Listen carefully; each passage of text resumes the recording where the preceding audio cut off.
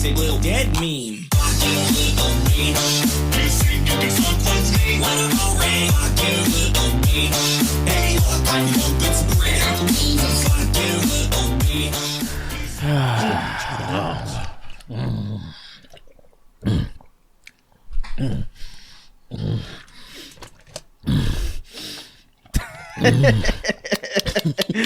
Fucking, these are disgusting noises. I hate this. Welcome to the Snark Podcast.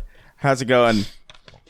How's it going, everybody? We're back. Man, a lot's. I feel like a lot's happened, but at the same time, I don't remember a lot of it.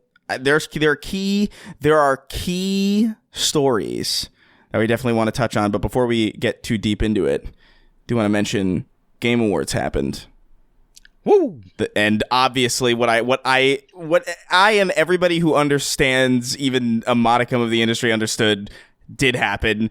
Baldur's Gate was a sweep.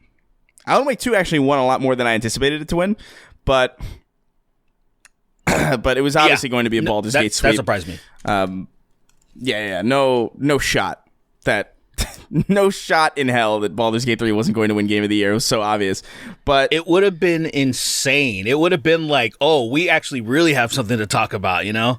Like, went crazy. For real. Controversy. People went crazy. Yeah. Yeah, it just wouldn't have. It wouldn't have made sense. Obviously, like, it's not my personal Game of the Year or anything, but like, it was obviously the Game of the Year. Like, it was obviously, like, objectively speaking, just like Elden Ring was the objective Game of the Year that year. Just like, what is it? Breath of the Wild was probably objectively the Game of the Year that year. There are just certain years where it's just like, this is obviously like the one. Right. For real. And that was pretty clear. Did you see people? So there was a lot of people that were really upset that Spider-Man 2 didn't really get love. Well, I want to know how you guys felt about that. I mean, I have a comment about it, you know. Okay. What are you going to say? It sucks that Spider-Man 2 got nothing. That is what people should be saying. Right. Instead, they're being ridiculous and making like outlandish claims. The fact that it got nothing for the Game Awards is tragic because it is a good video game. It's really fun. It's really cool. It looks good. Really cool moments. The big problem is that it just got nothing. It got nothing, and that's sad that it got nothing. But it makes sense because of what it was paired against. You know, I mean, like, I don't think it's sad. I mean, they sold a lot. They're happy. Like, Insomniac is happy with how they, you know they don't what need I mean, a Game right? Award. Yeah, you know what I mean. It's not. I know not what like you so mean. much like it's like so much as like it's like you know it's like not the Holocaust. Yeah, I guess that's the way to put it. You know, like compared to LeBron, compared to Jordan, LeBron's the second best. You know, LeBron's still amazing, but he's not the best compared to Jordan's better. So he's gonna get more accolades. I mean, this is how it works. Let's not open up that can of worms, man. Yeah, I disagree with that. There's people that fucking. That is a. I don't agree with that at all. But like you know, people say, you gotta go with people say. People get mad and I'll get shot. There gonna be some basketball niggas in the comments and be like, blah! Like they just fucking they turn into fucking ghouls. It's weird. You know that video of the guy. You know that video of the guy putting the like wrapping a watermelon in like a million oh my god, rubber bands, and it like explodes and knocks him back. That's gonna be Sweeney in a second with a basketball flying through his window from the people who have a problem with that take. I don't know, man. Spider-Man 2 is really good, but this is just like this year was just fucking this year unfair. This was a stacked year. Like there really was like when I really look at the categories like that were there were some games that I thought won that shouldn't have won certain categories, but like certain smaller ones.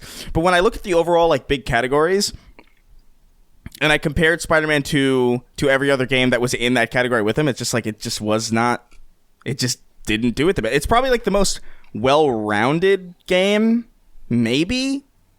Like if that was even like an accolade that could be handed out, but like, you know, it definitely didn't have the best narrative, definitely didn't have the best direction, it definitely wasn't the best game this year. So like, it's great, it's really fun, but I mean, stiff competition, man. It's crazy. Exactly. Yeah. Were you next year is going to be that nothing? Oh, go ahead. No, yeah, that was funny. Yeah, I'm like, oh, who's gonna? What is the most anticipated game for next year? Well, before we get to that, were you surprised? Were you surprised that Alan Wake 2 got best narrative? No, I was very surprised. No, because the thing about Alan Wake 2 is that it's like I expected best direction for sure, because like there's that game is crazy, and the thing about Baldur's Gate, and obviously it deserves Game of the Year 100%. But the thing about Baldur's Gate is that Baldur's Gate is very much like an iterative, like it is the best version of something that exists. It is like hey, here's D&D in a video game, and here's like the best way that we could do it. Here's Divinity, but like scaled up to like a crazy degree. It's what we had before, but like crazy better. I don't know that I've ever really played a video game like Alan Wake 2. There's parts of it that are similar to other things, but like it is so fucking weird, and it mixes so many things that I've never seen mixed together, and in such like there's that makes sense to me. Narrative though, I mean, I've been thinking about it constantly. Like I like ever since I finished it, I was like, what the fuck is this game? Because it's operating on like a level that I don't think people usually engage with games on. And so that to me, it's like I wouldn't have minded if Baldur's Gate won, just because I don't think I really can't imagine that the narrative of Baldur's Gate is more cerebral than Alan Wake 2, but like I can imagine that it's more complicated and more difficult to iron out, just because of the insane amount of the branching path nature of it. And just how much it can be affected, and like, making sure every story path works must be crazy. But I think about that all the time. As a narrative, I don't know, man. Alan Wake 2 is fucking nuts. I think Alan Wake 2's narrative is like, I beat both games, and I think Alan Wake for roses where roses are due. Alan Wake 2 in any other year would have been by far the best game that came out. With no exception. It is so fucking good. I think that game is phenomenal. I don't like meta commentary at all. I'm not a fan of it. I think it's very annoying, and it's too in your face. Alan Wake does meta commentary best I've seen in probably any media ever. It's insanely good. There are moments where you're like in the middle of climbing up a chute, running away from demons, and then you exit and you're on a talk show. And Alan is like, it's really even fucking cool. He's like, what's going on? It's and then as he's writing his story, it's happening to the black girl and him, and he's like, it's just moments where it's just like you wouldn't believe what's happening. Here's my argument for why I think it kind of deserves that. I like I said, I would have been happy with either one, because I think either one probably deserves it, really. But I think like what they do with that game is so. Like, the fact that you can switch... The fact that... I'll put it this way. The fact that it is such a linear experience, and that it's such a directed experience. The fact that it's like, okay, everything is like kind of painstakingly handcrafted and like built for specific story beats and like this, and that. You can swap between these characters kind of whenever you want, as long as like there's like a save room that you can do that in. And the fact that like the narrative works... Despite, like, you could go through the entirety of one person's campaign and then the entirety of somebody else's campaign, and it would all still work. If you went back and forth between the two, it would all still work, and you would get, like, a different experience out of it based on, like, which order you played it. You'd be, like, like, if you played one character first and then the other, you would feel like this character is the bad guy. And then if you played it the other way, you'd feel kind of like reversed. And if you played it alternating, you'd feel like kind of like on a roller coaster where it's like, I don't know exactly what's going on, but it all works. And that's fucking hard. I wouldn't say it's as hard as Baldur's Gate necessarily, because again, just the sheer amount of permutations that you would have to account for in Baldur's Gate. For sure. But the fact that, again, it's doing that with that meta narrative, and it all works. And it all is and it's mixing like live action and music and you know, it's such a weird. I don't think I've ever played anything like it, really. Whereas like Baldur's Gate is a great version of something that I've definitely played before. It's awesome. Like, I'm actually enjoying it now that I'm a barbarian and I can just punch people to death and I don't have to worry about it. I don't have to worry about anything. But picking somebody up and picking up a person and throwing them in Baldur's Gate is the best experience ever. Picking up a person, like this is someone fighting you, and you pick him up and you throw them is an insane thing to happen. It's cool. Yeah, it's cool. Throwing people to their deaths is probably like one of the it's one of like, I guess the a cheat code, if you will, right? It's like, oh, here's a way to like, fuck, man, I need to cut this battle by like multiple turns and just toss someone. You just don't get your items, but you're like, whatever, I won this fight. Right. I don't care about the item you had. I won. It's hilarious. It's so fucking funny. But yeah, I guess it really was either. That makes sense. It was only those two though. Really, it was only those two. It was only those two. It really, and by the way, everything else was great. But it's just, I think Tears of the Kingdom probably would have had it in a year that Alan Wake 2 and, like, even if, here's the thing about Spider-Man 2 and the people who are upset about Spider-Man 2 not winning anything.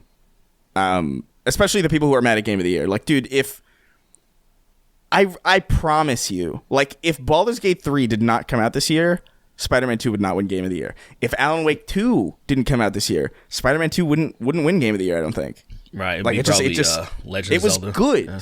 They would have given it to Zelda. I think Spider-Man 2 is better than Zelda. I'm going to say that right now. But they would have given it to Zelda. They would have given it to Zelda. They probably would have given it to Zelda. They would have given it to Zelda. I've said it on my whole chest right now. It seemed really impressive. I didn't play. I don't have any Nintendo products right now other than like old shit. But look, I guess everything kind of worked out fine. I was seeing more of the people that were complaining about Spider-Man not getting anything was more of just being mad that, like, it's so many people's experience of playing Baldur's Gate 3 where they can't stand that style of combat, where they just can't wrap their heads around how something like that could be considered better than things that were going on in Spider-Man 2, which I understand. It's like, say, there's moments in video games where I'm kind of hyped, I'm really drawn into it, where I'm almost even like kind of leaning. Like there's like, it's like a thrill versus something that I can just, I realize how tactical, like how much of a tactician I'm trying to be and how ingrained in something and how I have to think about something and how I appreciate that a little bit more at the end of the day, but not at the very moment. A lot of times I'm actually kind of annoyed when I'm thinking about it, like when I'm playing Baldur's Gate and I'm thinking like, fuck, I need to think multiple steps ahead, so I'm a little annoyed. But then at the end of it, I'm like, that worked out so well or whatever. And so I understand why there's so many people that just, but I said this, that From Software won Game of the Year twice. And there's a lot of people that just, unfortunately can't beat those games. And so there's people that just can't even play them. And so it's not about, like, I guess, accessibility, where people are like, well, this is just a better experience. Or I'm like, well, it's not about that, man. It's fucking.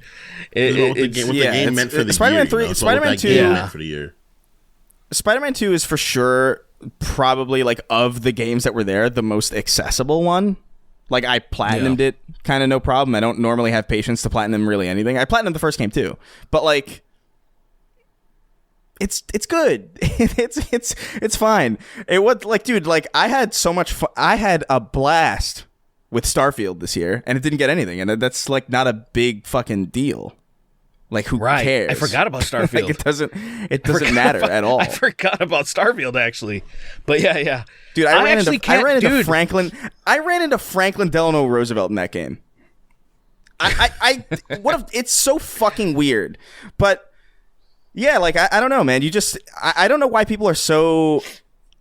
There's like an insecurity about it where it's like, I really liked it. So it needs to win Game of the Year to validate how much I liked it. And it's like, you don't need that at all. It's so weird. Yeah, that's and by the way, who cares about the Game Awards anyway? Like, the Game Awards aren't even really the official award show of the industry. The real award show of the industry is the DICE Awards, which is, by the way, something that no one fucking watches because it is so real in the fact that it's like, oh yeah, this is actually just an award show. There's no like reveals or ads or anything, and so nobody watches it. So people who are like, oh man, I really want to see. The Game Awards would be so much better if they just focused on the awards and actually treated the devs with respect. That already exists. It's called the DICE Awards, and you don't watch it and you don't care. So like, this happens. I don't know what you want. Everything. This happens in everything. 100%. Every time I'm watching mixed martial arts, for example, people get so annoyed. Like, we always call them casual fans, right? But they don't have to be casual. It's just a pejorative. And people will start wrestling or grappling, and people will be like, "Oh, this is so boring." And it's like, hey, you know, there's a thing called kickboxing, like Glory and K1, where they don't do any of that, and you don't fucking watch it. They get paid nothing, and that's all you want to see. It's just like, you can't. You want to strangle those people. To grappling, bro. Such an number one, it's disrespectful to grappling, but it's like, dude, a grappler. People don't. A grappler will fuck up a boxer. A grappler will fuck. If a grappler gets, if they get you, and you don't, and you are not aware, like a grappler that's a small woman could beat up somebody, could pin someone like me. If they know what they're doing, grappling is terrifying. Well, it's a little bit of a stretch. You're a very massive human. They could choke me out. They could potentially choke me out. You are 6'3". Like, okay, look, I understand what you're saying, but you're a little bit of a stretch because I think they could, man. Well, so it's such a. How small are we talking about here? Because there's a 5'6" lady. 5'6" lady. I'm not talking like Lily's height. That's impossible. Let's just say she's just like, you know, which is totally possible. She's been training her whole life, and she's like about as strong as me or something. I'm not incredibly strong, but strong enough. Yeah, okay, maybe she can apply enough pressure, but I would say barring that, I would say you're too. There's just too. You could, like, say there's weight classes for a reason when it comes to combat sports because of that very reason. But like, it's just that's why, like, even grapplers in video games, right, where they are slower on average. When they get you, they do a ton of damage to you. That's it, bro. I feel like people don't appreciate the fighting game, the balance. You know why people don't like grapplers? You know why people don't like grapplers? Because grappling looks gay, dude. Grappling looks so gay. It does, man. I'm sorry. Listen. I'm not saying anything wrong. I'm not saying gay like homosexual. I'm saying like it looks so stupid. There's people rolling around on each other, dude. That's worse, by the way. Dude. I feel like you made your sentence worse by saying that. It's like, by the way, when I say gay, I don't mean homosexual. I mean stupid. That's worse than just saying people. That's worse than just saying people don't like it because it looks gay. Damn, bro. I'm trying not to be worse than I'm being worse, but like, I mean, it's like, people roll around each other, and it's like, this. Get this dude off me. I don't want. He's literally sliding up me. I don't like that. Yeah, he's sliding up you. I did it for like 2 sessions, and I was like, I hate this. Do you guys think? Okay, wait, you go ahead. No, okay. Well, I want finish what you were gonna say because this is because I was gonna go back to this is still related to the wrestling topic. No, it's absolutely not. I was gonna go back to the Game Awards. Okay.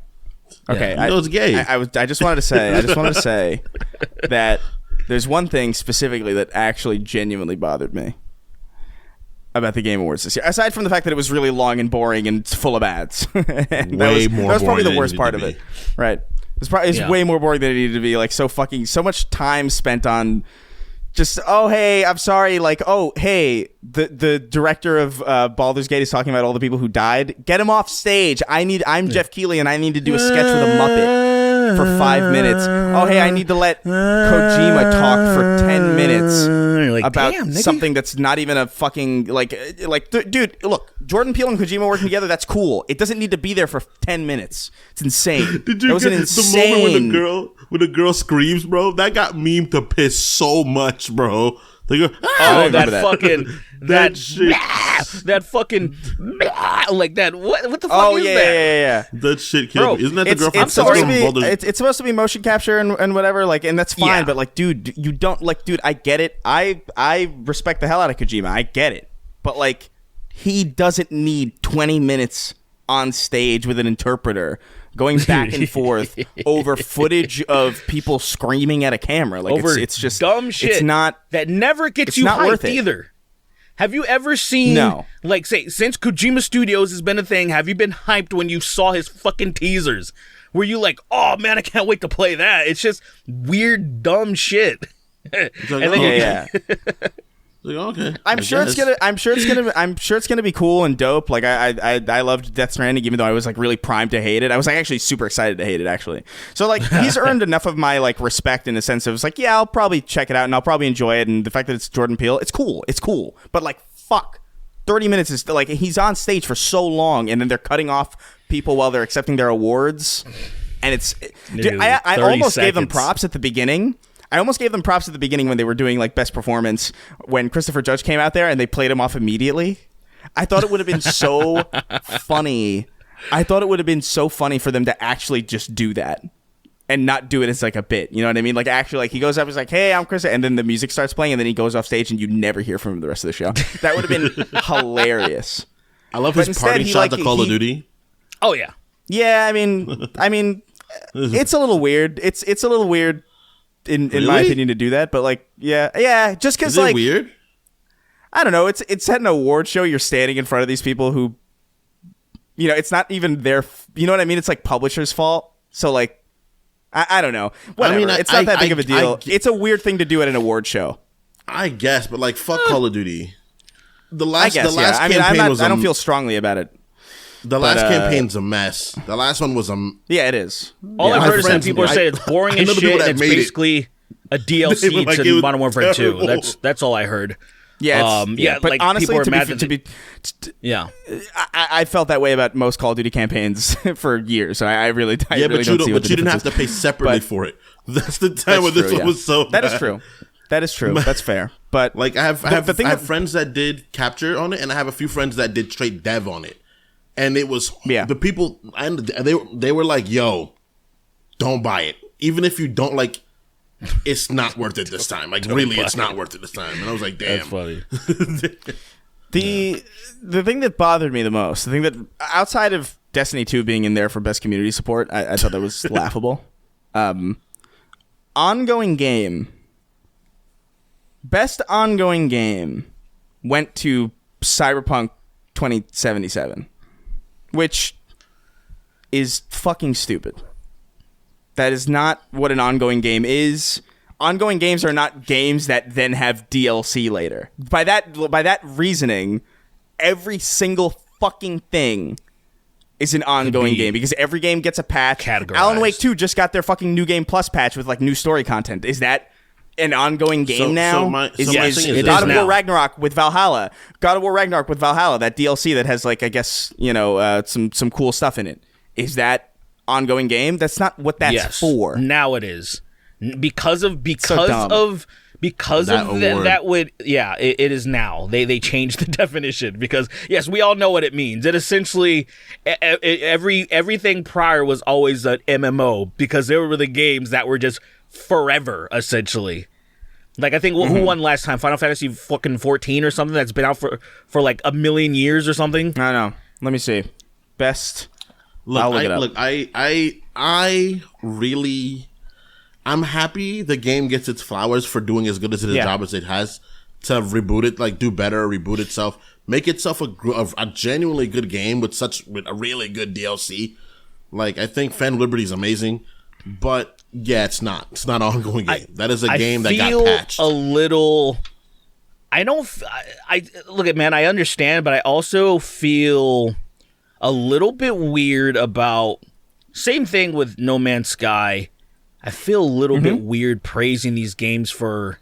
It's like, well, we're kind of praising them for putting out something that they should have came with in the first place. No, I agree. And so it feels a little weird. That's real. I agree. Yeah. It's like, you know, because like so often things don't fix themselves, you know? At least we're getting in an era where things do start fixing themselves. Often people just like release shit, like Anthem got released as shit in stage shit. Oh, they didn't even try to fix it. You know? Fucking EA is so shit, man, to the point where they shut down fucking Andromeda. They shut down Anthem without even... It's not like they didn't have any fucking money. They were just like, oh, no thanks. We're not even going to attempt to fix this thing. Like, okay, they put out a patch in Andromeda that desperately needed it. That at least to beat the game, you essentially needed a patch.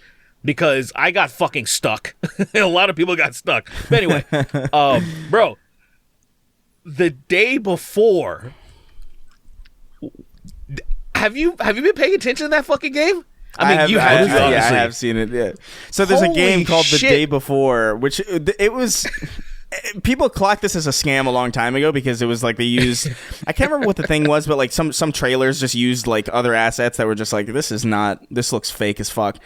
It's like this, I guess, open world kind of MMO zombie kind of Last of Us style thing, and they put the game out and then they shut down they shut themselves down like 2 days later. I think it's insane, dude. I've never seen a turnaround like that before. I have never seen a studio shut down. The only thing I can theorize is that they knew ahead of time this is exactly what was going to happen. To shut down that quickly, that is not a decision crazy. You just make on the fly like that. And it's interesting seeing, like, so people are using the Wayback Machine to see their old trailers and stuff and see how much they deleted, almost like 800,000 views on their YouTube channel, showcasing a lot of stuff, showing the fucking, the Unreal Engine. It actually looked pretty good when they were first showing it off, and then it turned into just fucking garbage with no zombies. There's nothing happening in the game. It was to a point where I was like, I kind of want to buy this. I kind of want to buy this. That's just insane. To see how, but I'm not gonna buy it. I won't do it. But you know what I do want to buy? I really want to buy that Walking Dead game. I saw some people playing it. Walking Dead Destiny game is so bad it's crazy. I saw some people playing it, like it's really in depth, and I fucking almost cried laughing. Did you see Rick versus Shane? Fucking Shane? Did you see that fight? Yeah. Where he's hitting it, where he's shooting him in the face with a shotgun. He's shooting him in the face like 20 times. I was almost crying. Rick Grimes has the health of a Destiny raid boss. And it just looks so fucking ridiculous in the context of The Walking Dead, where clearly one shot is supposed to kill people, but he's just tanking all these headshots like a fucking mammoth elder god. It is crazy. So this year's so weird because this year's probably like one of the better. We were talking about it on. I've talked about it with a lot of people already, but like, I mean, this year's so crazy with great games and shit. Even that Avatar Far Cry game is apparently not even remotely as bad as as people thought it should be. It looks kind of interesting. So, like, are you watching it? Yeah, are you watching it now? Oh my god! It's ridiculous. The footage of that game. My favorite thing about that game. I think I brought this up on the podcast before, but please forgive me if I do it again. But it needs to be mentioned. There's a trailer for The Walking Dead Destinies that shows all the main characters walking towards the camera, and you can see like it's like they're in like a V formation, like birds or whatever. Yeah, and. Front and center is Rick Grimes, and then you have like Michonne and Daryl off to the whatever, and then off to the left side, you see Herschel without his leg, walking perfectly fucking fine in the trailer. If you look at the trailer for this fucking game, you see it. They're all walking in a V formation, and he's just casually like, "Oh yeah, I don't have the bottom half of my leg, but I'm gonna walk perfectly fine in this marketing material." It is so weird how good the game. Like, so many fucking amazing games came out this year, and then like this is without a doubt like some of the worst games that I've ever been aware of have come out this year too. It's so weird. Gollum, right? There's that King Kong game, Walking Dead Destinies, Day Before. It's crazy. It is crazy. Dude, he shot Rick in the head so many times, and Rick just like knocks back. He's just pushing you. He's doing fucking Souls rolls. He's fucking he's limber and shit. He's kicking him out. I'm like, dang, Rick Grimes is crazy. Dude, that's why they put him in Magic the Gathering, bro. That's why they put Rick in Magic the Gathering, bro. He ain't sweet. The Souls rolls are really what really ties it all together. Like, he's Souls rolling, and then he does it backwards too. You know how hard it is to roll backwards? The fact that they made that is so like, who greenlit that? Like, okay, I understand the game is shit, but like, hey, there's gonna be this fight There's gonna be a fight between Shane and Rick, and Rick's gonna have a head stronger. Rick's gonna have a stronger head than Spider-Man, bro. I can't think of like it is 100% any type of. It's like you already said it. It's like a boss, like in fucking Destiny or something. It's just like one of those. How could you absorb that much damage and be afraid of zombies at all? Like how could you live in that zombie can't world? Pierce his skin. They can't pierce his skin. They can't do anything to you. Oh man, it's so good. There's shots like at the prison, and like there's all these like it's the same fucking 5 zombies throughout the entire game. And they're in the prison, so all the fucking prisoners in there are just regular people. And then the guards have regular clothes, except for they have helmets on. I was just like, this is so fucking lazy. This is like how I used to write book reports, right? I would just read the synopsis and then essentially just write shit, and then the teacher would be like, "Yeah, good enough," because I'm a fucking kid who cares.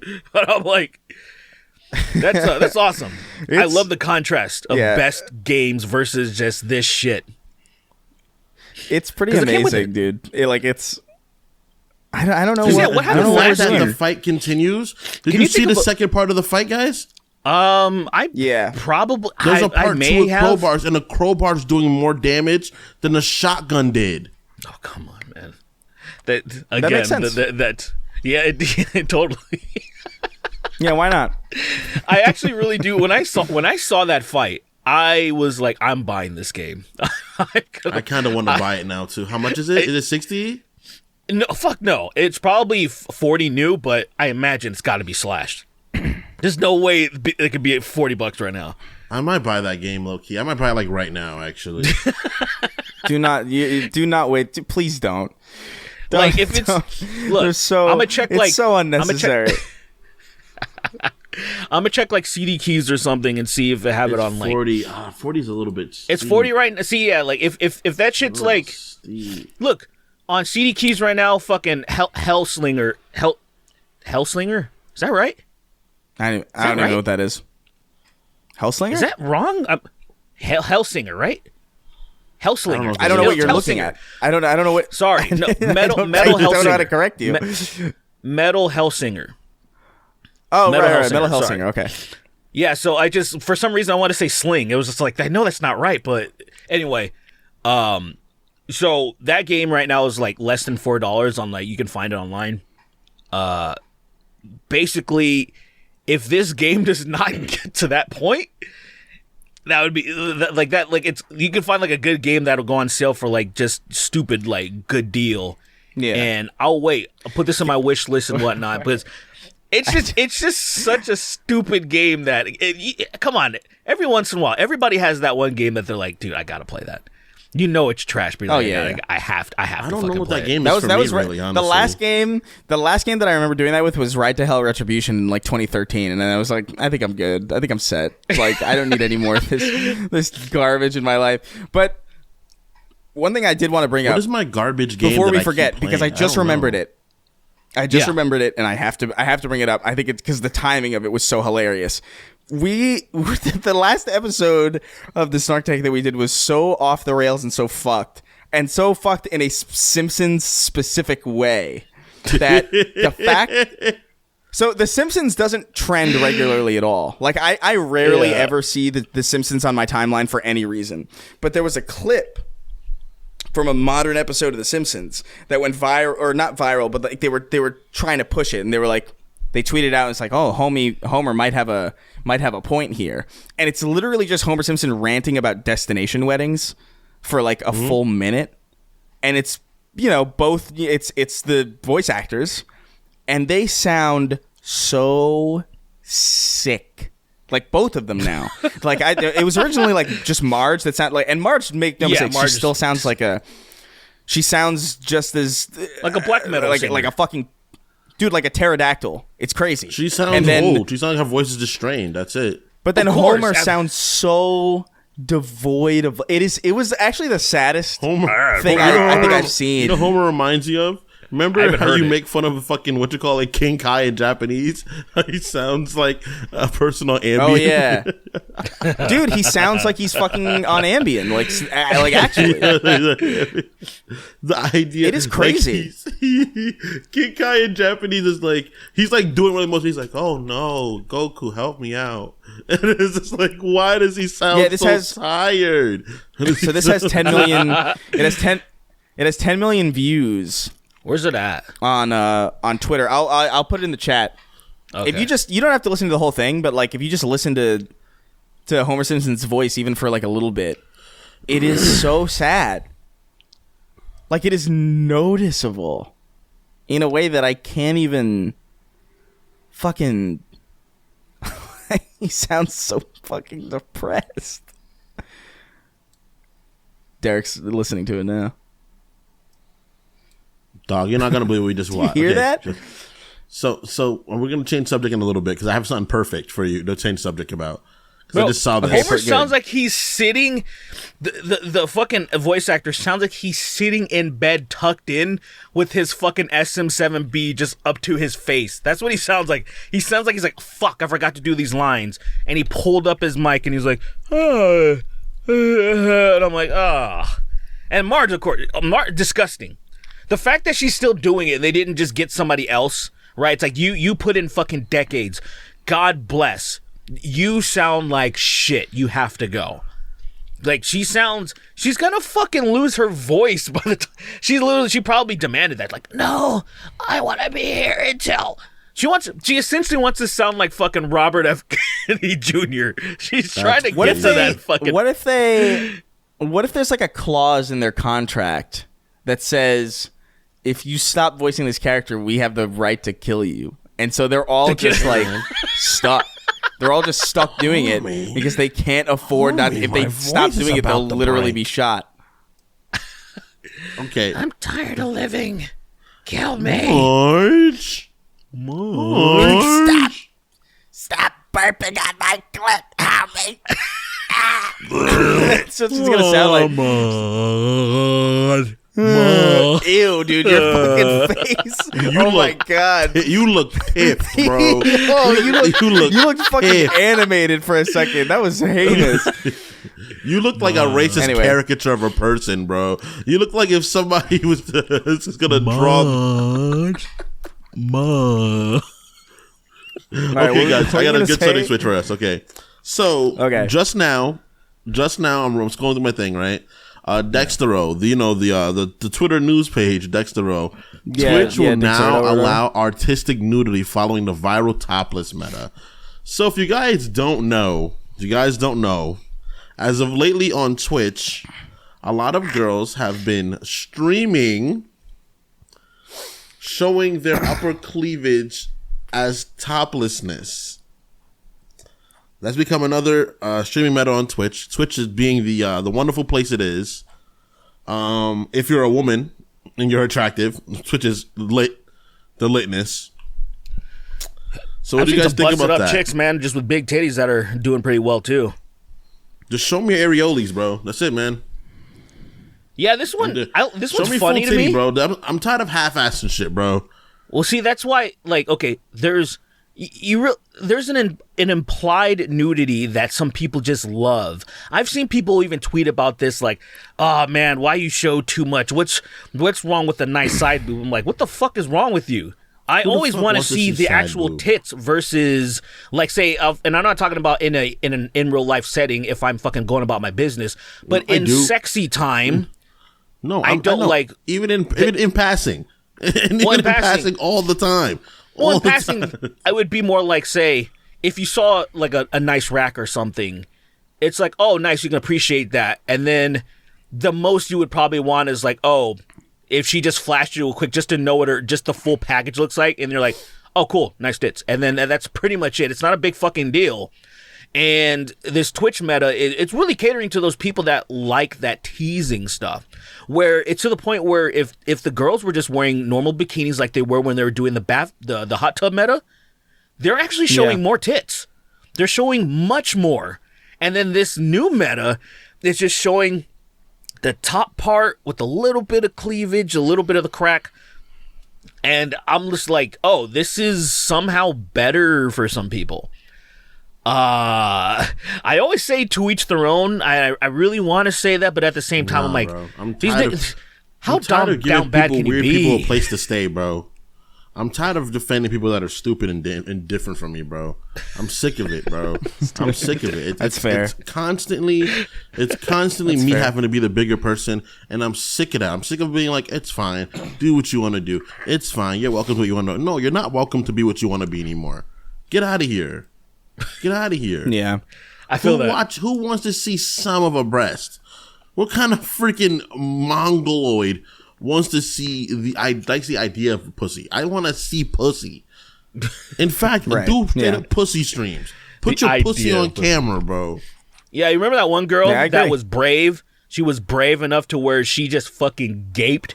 She just fucking, she bent over. Oh, yeah, that's right. and I remember just that. Spread. Yeah. And like, Yeah, I do remember that. You could hear the wind, bro. You could hear it was the wind. crazy. I was like, that damn, is bro. Shout out to you. so dude. intimate.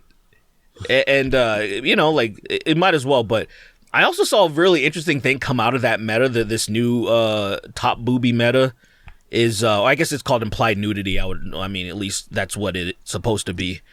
That girl that started it, at least that popularized it, or it seems to be the most popular, Magpie or something. I forgot her name. It's something like that. Morpie, I think. Morpie, you're right. Yeah, that's it. She's yoked. She works out a lot. Because like I was doing, I was looking her up for my video. And I was like, holy shit. So she's like muscle mommy. You can see in the picture that she obviously has fake ass tits because she has like, you know, a really fucking strong chest, and then her big fucking fake boobies are just attached to her fucking muscle right there. So I saw a handful of guys that were confused, and I hate where we are on the internet now, that there are legitimately males that have no fucking idea that women can build muscle and be women. And it's not even weird, it's not even like I don't understand. It's just one of those things that growing up you didn't run into that because you've always known that women are human, so they can obviously get jacked if they choose to. And and I don't get it, man. I saw a girl that she was first girl to play NCAA football and not be like a kicker, right? She's actually fucking tackling. She's in with the boys. Oh, really? And she's got That's some jacked crazy. fucking arms. Yeah. Some fucking blonde chick with jacked arms. And then all of a sudden the guy's like, oh, those shoulders, look at those hands. Looks like a man. And I'm like, what the fuck? Bro, I don't know what to tell you. Even when you see a man's hands, it's because he fucking got jacked to look like that. I'm like, your twink ass just doesn't look like that naturally. Like, what the fuck do you... I don't get it. How did we... Like, how have we gotten to this point where, like, the trans panic is so bad that even like I've probably mentioned before, like one of my ex-girlfriends, just because she had a large Greek nose, it's because for whatever reason, large noses are associated with a male trait. Even though Mediterranean women have large noses a lot of times, or even French women, it doesn't fucking matter. And so they're like, "Oh, is she trans?" And I'm like, "What?" Me at first, my normal brain, my normal man brain, I'm just like, "How?" Like, I don't understand why you would even say that. And then like, I would be like, yes. In retrospect, I totally would. I would have ran with it. In retrospect, I would have ran with it 100%. Yeah, so am I. I'd be like, that, her dick's way bigger than me, dude. I throw that shit like crazy. I'd be like, that shit, it's tough, but it really cleans out, you know, like I got acid reflux and it really does the job to kind of plunge out the acid. That's crazy. It cleans your fucking colon. I don't take greens. I don't eat leafy greens. I just let my girlfriend shove her cock down my throat. I'm all cleaned out, bro. Dude. Fuck fiber. I don't need that shit no more, bro. I totally would have ran with that shit in hindsight. If I knew people were gonna go this crazy about it, like how things are, like how they've been lately, I totally would have been like, oh, absolutely. Whenever I'm constipated, dog, hit my girlfriend up, cleans the pipe right out. I'm like a fucking soft serve machine afterwards, bro. Easy peasy lemon squeezy. Hell yeah, dude. The hell are you looking at, Chris? You look like you're zoned into something. You think you're Oh no, I was into like something. doing some other. I saw something that I thought might be interesting, but it actually isn't. That new meta is crazy, bro. I stand by it though. Yeah, the Twitch stuff is weird. I don't know. I think it's one of those things Twitch in where general. I don't care enough about it, but at the same time, I do think the dismissing of criticism of it is kind of weird. Like the whole thing, it's like, oh, if you don't like this, you're just not straight, and it's just like, well, I mean, it's weird. It's weird that this is happening. Like it's weird that this is just on Twitch, and it's just objectively strange. But I don't know. I don't consume this content. If I'm gonna jerk off, I'm gonna go to a porn. I'm gonna watch porn. Okay, I'm not gonna sit there in like some streamer's chat, like hoping to catch a glimpse of something. What the fuck am I doing? What is that? What is that? I Google thunderstorms, man. I don't got the time for that. I'm on a schedule. I got like maybe 15 minutes max. All right, so I got my bookmarks set. Thunderstorm. Bookmarks. Thunderstorm. Trust me. Look at a thunderstorm and beat your dick to it, bro. Exhilarating. What are you talking about? What are you saying? Beat like your an dick to actual a thunderstorm. thunderstorm? Yeah, like a real crazy one. That's crazy. Bro, It's embarrassing. And then when there's thunderstorm. really one happening, it's even better because it's like closer. It's like real. You know, it's like high def because it's real. You're on another level. The idea, like you're on a level. The idea of that is crazy. It's like I'm gonna jerk you off guys- to a thunderstorm. Have you guys been seeing the honey bun shit? What is that? No, what? People putting honey buns in the oven and then throwing them at homeless people. It's really fucked up. It's super fucked up. But what happened is it reminded me of the joke. It reminded me of the joke I made about putting a cinnamon roll in the oven in the microwave for like 30 seconds and then fucking it. It reminded me of that joke I made a long time ago on the podcast. That was worth it. That was like That was like 2 years ago. Shut up. It's funny. It's funny. That was like 3 fucking years ago. And I remember that very vividly at the apartment. We were actually recording in person. And I was you were disgusted with me when I said that. I was like, there's no way you're fucking something that in the a pastry that's in the microwave for 30 seconds. It's too fucking hot. I think you can do it. Dude, we're not doing this again. If I get harder, listen, we got questions. If I get, because you know how it gets more durable. You know, it gets more 30, bro. No, okay. This is how we're gonna settle this. We're moving on right after this.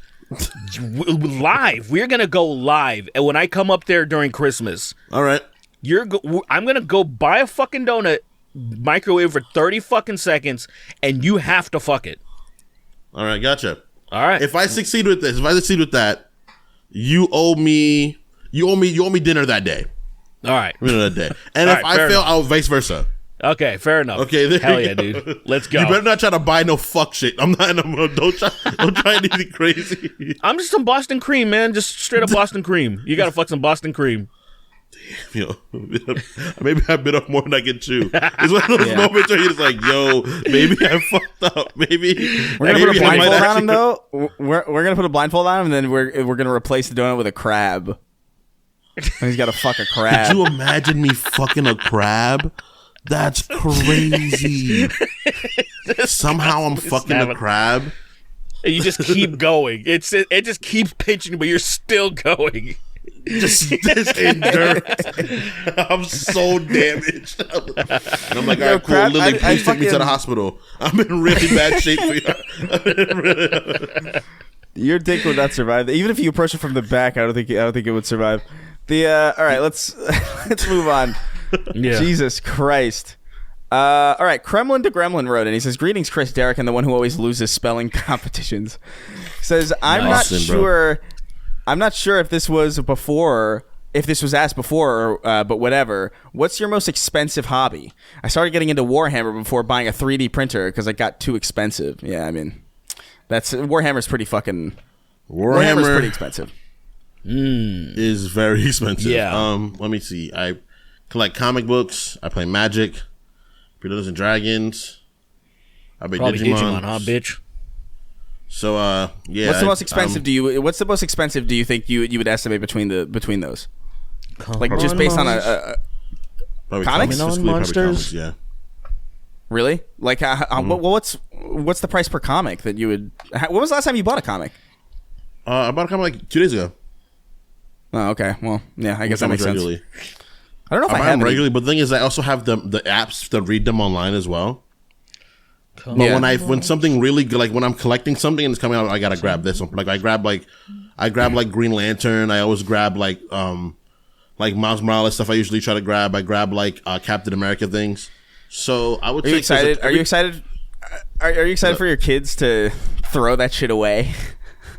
I mean, if they want to, they can throw it away. It's at their choice at that moment. It doesn't really bother me. Yeah, I'll give it to them. You know. Fuck them kids, man. I've the amount of shit that I have, or that I remember having from like, oh yeah, your grandfather. This was your grandfather's, collection of, I don't know, arrowheads. I don't know what the hell my grandfather collected, but it was something where I was just like, oh man, this is all really cool. I don't want anything to do. Don't want anything to do with this. What the fuck am I going to do? It makes sense, dude. It's sensible because what the fuck? You're your kids. I'm not I don't get mad at that because like I get it. It's like just bury me with them at that point. You know what I mean? No, just bury me so with them. No one can have them. Nah, don't do that. What happens is this, right? Bury them with me. No, bury them with me so that way, like if somebody, no, that's not their fucking money. It's my money, and so like people are gonna. I'm dead. I don't need the money. Well, I want it. How about that? How about I want the money? You're an ass. So that's good enough. How about I want my fucking money? And then I want to be buried with my fucking... There's some guy who just barely understands how money works. He's like, I want to be buried with my credit card and I want to be buried with my debit card so nobody has my money. Fucking idiot. I want to go... But he really thinks he's going to go to Afterlife rich. I saved so much money while I'm alive. Or he thinks that his card is literally his money. I don't know. The idea of just having such a big collection of shit that just is completely meaningless to the people who are going to inherit it is so funny to me. Just like inherently. It's just... I mean, it might not be meaningless to them, but at the same time also, they can take it. Like, it doesn't stress me out enough them not taking it or taking it. It's like, whatever. Like, 'cause if they need... Like, this is my thing, right? If they need money in the future, they're like, dang, my grandpa Kingston or my dad Kingston did have a lot of comics with this. My comics are worth a sizable amount of money.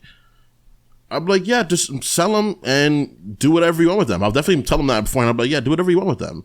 Go for it. No, when I finally get to Japan and I get my katana made, I'm like, hey, dude, I'm gonna have this, but like, I'm gonna give it to you. You can do whatever you want with it. I enjoyed owning it, and then it's theirs. I can't be mad at them to do whatever they're gonna do with it. Nah, don't fucking sell my shit. I'll kill you.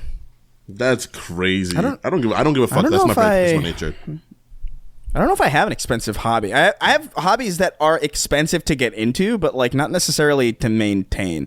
Like I would say music stuff is a hobby of mine because it's not something that I do professionally or like really, focus on. But it's only expensive in the beginning when you're getting like equipment and instruments. And then like once you have your guitar or like once you have your instrument, like you could kind of invest maybe in like I want like maybe I'm feeling like, a talk box, I've been thinking about that lately, just getting a talk box because it's just like it looks cool. But even that's like maybe one new thing a year max that catches my attention in that realm. It's not like, this week I'm gonna get this $50 comic and next week I'm gonna or like this week I bought $500 in Digimon cards. 50 like 50 is expensive. What happens is like I buy what I'm saying is throughout the year you probably spend more on comics than I do on music stuff. Yeah, definitely in about a year. About a year, I'd average on comics. I just spend around like maybe like $200, $300. Oh, that's not actually that much. Really? Yeah. Well, maybe. Well, I play Digimon now too, and I play it competitively, and that shit can rack up a little bit. Like, how much is that then? $2 billion. $2 billion. No, I wish. Like, think of it like this. It's enough that like if it won't hurt me fiscally throughout the month, but I will. Maybe like. Is it rent? Comes out every 3 months. Definitely not spending rent money on it. That's crazy. That's insane. No, like throughout the year you don't spend one. Oh, 1 month's rent. Okay, not there. I mean, like each time it comes out, I'm spending rents equivalent to every time it drops. No, every year. No. I just you don't have to get specific. I just mean like because that's generally like what I think of as like it's expensive. If you've spent 1 month of rent on something on a hobby throughout the entire year. That's that's a big. I would say, I would say this not a small year investment in Digimon. I've spent maybe $600-$700.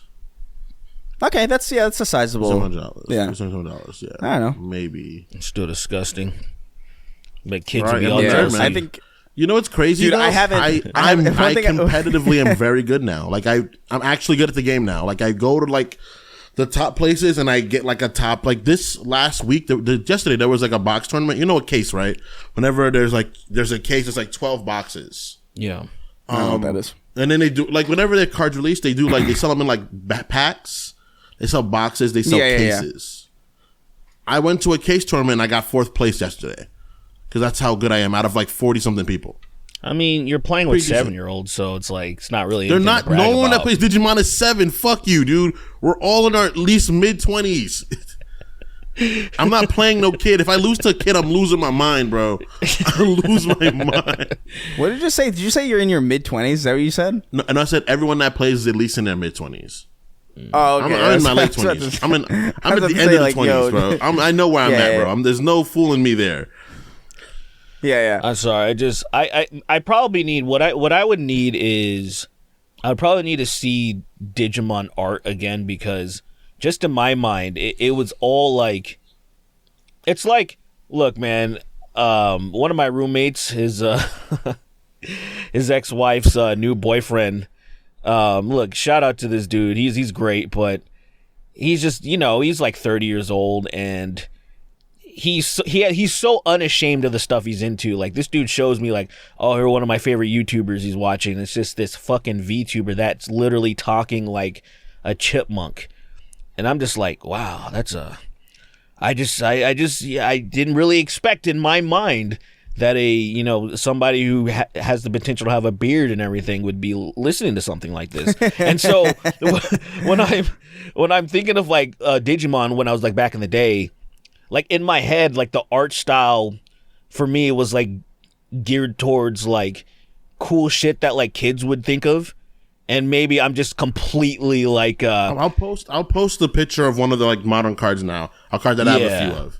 Because I feel like I'm totally I'm like boomer shit. It's in the chat. You'll see it. All right, let's see the new art style. It definitely is. Some of the art style is from like when we were kids, and it's like obviously they're more cute than they are like menacing or cool looking. 100%. But like there's definitely like a lot of very cool art in it. Oh, interesting. It looks like a Gundam. I would say it's comparable to like maybe Magic the Gathering and Digimon are close to each other. Because Magic has some art that's like gorgeous, where I'm like, damn, this is really insane. Right. But then there's some art that's like super like contrived and lazy, or shit up a still from something else. I cannot. Wargamon. Wargamon. Oh, dude. This card has gone so down in value over the last couple of months. Oh, it has, bro. That's because of the release. It released earlier this month, and then it shot down. Yeah, whatever. I don't know. Yeah. What about you, Derek? Is there any expensive hobbies that aren't just porn? Derek is porn addiction. You see porn addiction. Insane. Expensive. I would be so ashamed of myself if I started investing in porn, because I've always been the free website person, where I would even want to be like, oh, if the person that makes the content uploads it to like a Pornhub or whatever, you can support them like via like in a YouTube type of way. I don't know how the AdSense works and all that shit, but I've always just advocated like, why the fuck would you pay for porn? Essentially, is what I'm saying. Nah, man, but I really don't have any, because like say I eventually want to do something with music, so it's like I haven't even invested the proper money that I should. I've kind of been holding on to just the lower end of stuff, and really the only time I really spent money in anything crazy, it was because it made sense at the time when I was getting sponsorships for Raid Shadow Legends, because they were paying me a decent amount of money. And my line of thinking was, first of all, the mechanics and everything involved in the game, I actually really enjoyed. The only part that I didn't like is just literally like every other gacha game is the predatory shit that they do, like Diablo Immortal, whatever have you. They have that one aspect to it that's extremely predatory and extremely pay to win. but the mechanics, like I was like, if this game was like the way that Path of Exile is, where you can only pay for skins or whatever, I was like, this game is fucking excellent. Like the mechanics, the fucking art style, everything about it. They have lore in the game. They had a fucking series that they dropped on YouTube, and I'm like, all right, cool. Just get rid of this one thing. But long story short, at the time, to compete at the best level, or not even the best, I was never at the best, but to compete at a high level, I was investing like a few hundred in a month. But that's nothing. Because so first of all, just one ad would pay for like more than enough. So it was like I felt fine investing. Once I stopped doing the ads and I just stopped giving them money. But it's so fucking retarded because even the couple of hundred that I would invest would be nothing, because there are people who would literally, and I want to meet these people and just steal their money, because they would invest tens of thousands of dollars per month. Like they were krakens, man, not even whales. And so you couldn't compete at the highest level no matter what, because they always had the best shit. But that was the only time when I felt like I wanted to do something in this game, and I actually felt like I almost, let's put it this way. There's a creator that has over 200,000 subscribers that just plays this game, and his whole career is just making that content, and I almost did it 4 years ago. I was like, I think I'm going to make raid content, and then I would have joined their creator team, and then now they're starting their own studio and making a completely different game, and I probably would have been involved in that, but I just was like, I got lazy. So that was the closest thing that I can even compare anything to like a hobby. Everything else it's just like, my hobby shit now just goes towards eating fucking disgusting food. Someone's not at my door. One sec. Oh, hope he gets killed. Right back. Oh shit, I thought you were gone. I'm not getting evicted. 1 second. I haven't paid rent in a while. Oh, I'm sure. I'm sure. That'd be so insane. That would make evicted. Okay, that would make, because it's like, wait, that literally would make no sense. Where, first of all, there's too many things where I'm like, how did this happen? How did it come to this? Turns out we're gonna Sweeney's up. Yeah, we might as well move forward. Yeah, we'll just get another question going while he's dead whatever. or something. Yeah, Cyclone of Chaos writing says, greetings, fuckheads. You've brought on friends and other YouTubers as guests, but why not let fans listeners get a chance to join in on the fun as well? No, you do not know. You do not understand how much you don't want that. You think you want that, but you don't want that, because the reality is people... Look, it's weird. It's weird to be in front of a camera for a lot of people. It's weird to be cognizant of the fact that you're being recorded. It's weird to be cognizant of the fact that you are creating something for future consumption, to the point where I'm really desensitized to it, because I've been doing it for like 15 years at this point, probably more than that, if you consider, some of the stuff that I was doing before YouTube. But most people feel really uncomfortable in front of a camera. Most people feel really uncomfortable behind a microphone. And I've seen that. I've seen people really try to overcompensate in normal conversation. And it's a whole thing. It's a whole thing. I don't think you want that.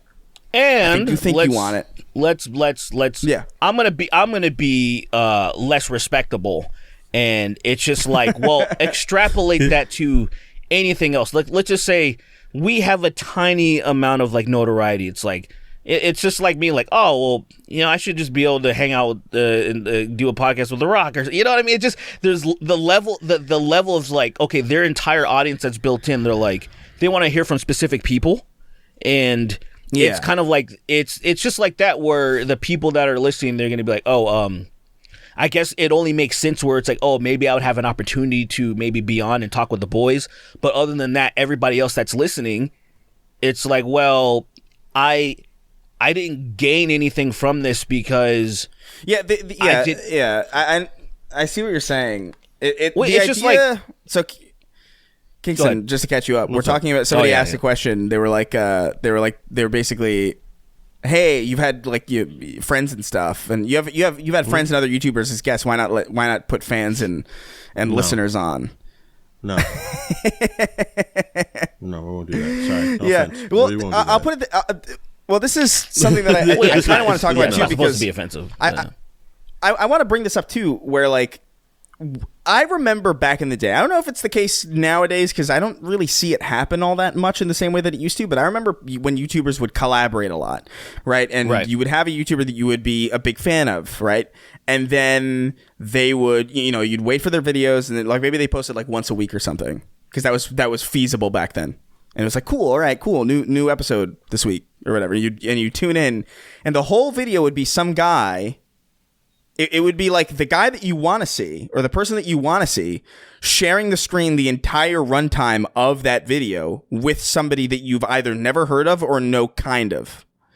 And I remember kind of always lamenting those episodes because I was just like, oh man, I'm not really, even if it was somebody that I liked, it was just like, I'm not really here for this guy, like I'm kind of here for this. And I kind of feel like, well, this wasn't really what I was looking forward to. It's fine, whatever. But like, I remember that feeling of being kind of, I don't know if I like this type of collab really to the degree that a lot of other people might. It's why specifically I had the stupid fucking llama that I would talk to because it was a way for me to collaborate with people I had no business with collaborating without them like stealing screen time and feeling like they were like absorbing the video all for themselves. It was like, oh, hey, here's a little Easter egg. It's like, oh, fucking Kid Icarus is in this video that has nothing to do with anything Kid Icarus has ever talked about, but he's not in the video, like kind of stealing, the point of it away from, the people who actually just want to see like what this person's creating. Now imagine me feeling that way about people that I kind of know and kind of like, and maybe am kind of aware of, exacerbated to a level where this isn't even somebody that I'm even remotely familiar with. This is a straight up stranger who, even if I like them, this is all that exists of this person. Like it's not even like, oh, that was a great, let's say we have a great guest on, like just from the audience, just out of sheer coincidence. That's it. that's all they got because they're not a content creator. They don't have their own thing going on that other people can maybe flock to. And then it's just like it's kind of like a flash in the pan. I'm just gonna say it's a weird situation. I'm going to say no. Flat out. Sorry. No, obviously I don't have that's the what respect we're saying. you have, Chris. You have respect, you see. Right. It's a very respectable answer. It's a very clear cut and a great answer. And it's just really Occam's razor. It's just like, it just doesn't make sense, really. Like, it's not even like, to me, the way that I like audience interactions is I don't know about you guys, but like, I really would like for us to, I don't know, figure out some type of management situation so we can get fucking live shows going. Like, I would love to have at least 2 live shows a year. That'd be amazing. Yeah, we do live shows, and now it's like the Q&A, the interaction. The listeners are now interacting live, like it's real time. I would love that. I would love to, like, oh, raise your fucking hand, and somebody will take the stupid microphone up to your face, and just don't, just hopefully you thought of something cool to say, and then fucking it'll be great content for everybody. Because that's cool as shit. Like I've always enjoyed a good Q&A. That makes perfect sense. But then it's like, what this person's asking, like, oh, let's just bring somebody up on stage and have them sit there the entire time. It's like, well, that's good. Like, whoa, buddy. That's you know what I do? Like, I will say this. Like, say every once in a while you'll see a musician. Like, they'll be like, hey, who knows how to play this song? And then somebody out of the crowd will come and fucking kill it. And it's like those rare blue moon type of things. Like, that's awesome. But they don't go like, hey, stay the entire set and just play. Like, you know what I'm saying? It's like little like kernels of stuff is cool, man. But like, hopefully we'll get that fucking. The best way. Yeah, I think the best way to do this would be like a call-in show almost. You know what I mean? Like, yeah. That would be ideal because we could kind of cycle through people. We could get a lot of people in at once. Figuring the logistics of that out with like the program that we use is kind of a little tricky. We're going to have to figure that out. But that would be the way that if we're going to do anything like that, that would be the way that I would want to do it because 100%. That's really the only way that makes sense to me. I just can't having fans on because I don't know, man. The nature of the internet, he people hates are the fans, stupid. Sweeney.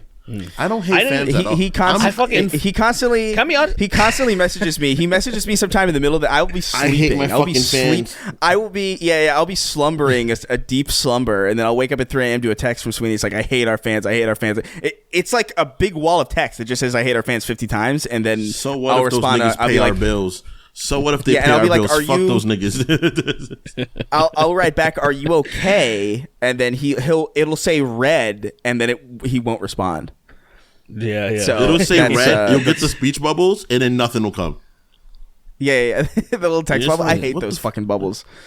What the I don't fuck? even know people are the typing. Dude, you guys remember? I in high disable that. school? I You disable remember that in shit, high bro. school taking the risky shots and the text bubbles come up, and they go away, and you're like, oh man, here we go. Dude, that made me in the that got me in the habit of like whenever I have to text something serious, I write it in a notes app.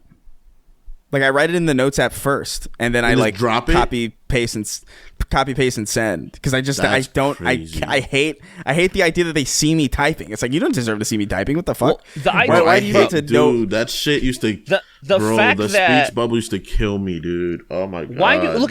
You got to think about this though. The people, because this annoys the shit out of me. Because I only started using WhatsApp, maybe a few years ago, and say. You can see, it'll say when somebody's online, you can see when somebody's online or whatever. And it's the same with the speech bubble, where I just thought, who the fuck does this? Who is anticipating? Who's waiting there? I'm like, don't you have shit to do? I'm telling you, I am so fucking busy that as soon as I'm done texting, my phone is sat down immediately. It is done. It is off. It is like I'm done. And then I will wait till I hear a buzz. That I am not sitting there looking at a speech, but why the fuck would you even do that? What is the point of it? Young continue me doing would, what you're doing. Young me would, adult me doesn't anymore. Why would young? But why? Like even when I was young and I had more time, I was playing a fucking because video when I was game. young, I was jamming. Because the only time I would care about a text back is when I'm like talking to a girl and I'm shooting a shot. Oh man, that's the only time I would care. So I'd send a text, right, and you get the immediate the bubbles a little bit, and then you just wouldn't get a response for the rest of the day. And I'm like, God damn. And that's the stress of those. And why go through that? Because I was young and I was horny and I would shoot my shot and I would just be like, if it works, it doesn't work. If it doesn't work, it doesn't work. I've gotten more hits than misses, but I've got quite a few hits. I've got more misses than hits, but I've got quite a few hits. And got it's a lot of body scary. counts, nigga. We're gonna have to talk about. Are we gonna have to talk about your body counts now? That's the new term. Body counts. I'm saying like if you shoot your shot, you shoot your shot sometimes, and you sink it. Sometimes you airball it and it hits the back of the rim and hits you in the head afterwards. It just happens. You got to get used to it. Oh yeah, man. Right. That's the part of the game. That's the part of the game. Absolutely. That when a young man learns how to stone himself, that's when a young man truly evolves. Stone. When you What's stone next? yourself What's and you're next? like, when you're hardened. I can do this. No matter what Maskey she can say is wrote in. no. And then she says, ew, fuck you, and shoots herself. Yeah, that would be worse. Yeah, if she vomited at the sight of you. Ew! Did you just interact with me? Ah! Imagine. And you're just Can you recover from that? Can you? I could. Can yeah. your self-esteem recover from that? You think so? Chris, I don't think you can recover from that. I'm sorry, bro. No, I would throw myself probably on the spot. I don't believe you. I'm sorry. I would actually. I think I would. You would tear myself in half. You fucking I would rip scorpion myself in yourself. half. Just I would dig. Was it Dizzy? Dig my Who did it? fingers. It was them all. All of them did it. Everybody should watch our Extra Ammo rewriting or writing the Gears of War film because it's pretty good.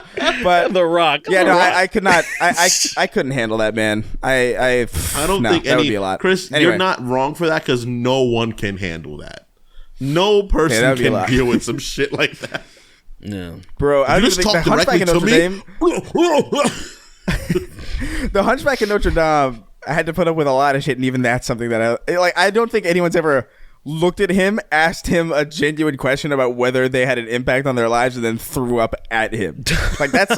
That's devastating even to him. That's crazy. Even poor Quasi's like, we're gonna move my on. day's over. I'm so ugly. Stop. No. Let's move on. Maskey wrote and he says, "Hey, the three people who talk to me in my sleep. If everyone, politicians, celebrities, homeless people, everyone in the world had to have a fully active OnlyFans, how fucked would society be?" I feel like that would loop around in some way. Like, that might actually be so many people involved in it that it would kind of fold in on itself to not being a problem. Yeah. You know what I mean? It's kind of like this way. If imagine for a moment, let's say everyone in the world, for whatever reason, all of their paperwork, all of their important documents, and by the way, this is everybody, all 7 billion people. Or however, I think it's 8 billion now. Jesus. Yeah, we're at 8 billion however many billion people there are. 7, like 7.7, 7.8. We're at 8 billion now. Whatever. The point is, that's a lot of people. If all of their important documentation was stolen and left in, like, I don't know, some random field in the middle of some barren desert, right? All of that paperwork mixed up and jumbled. For all intents and purposes, it would be like no one had anything stolen at all. Because everybody's kind of at the same point.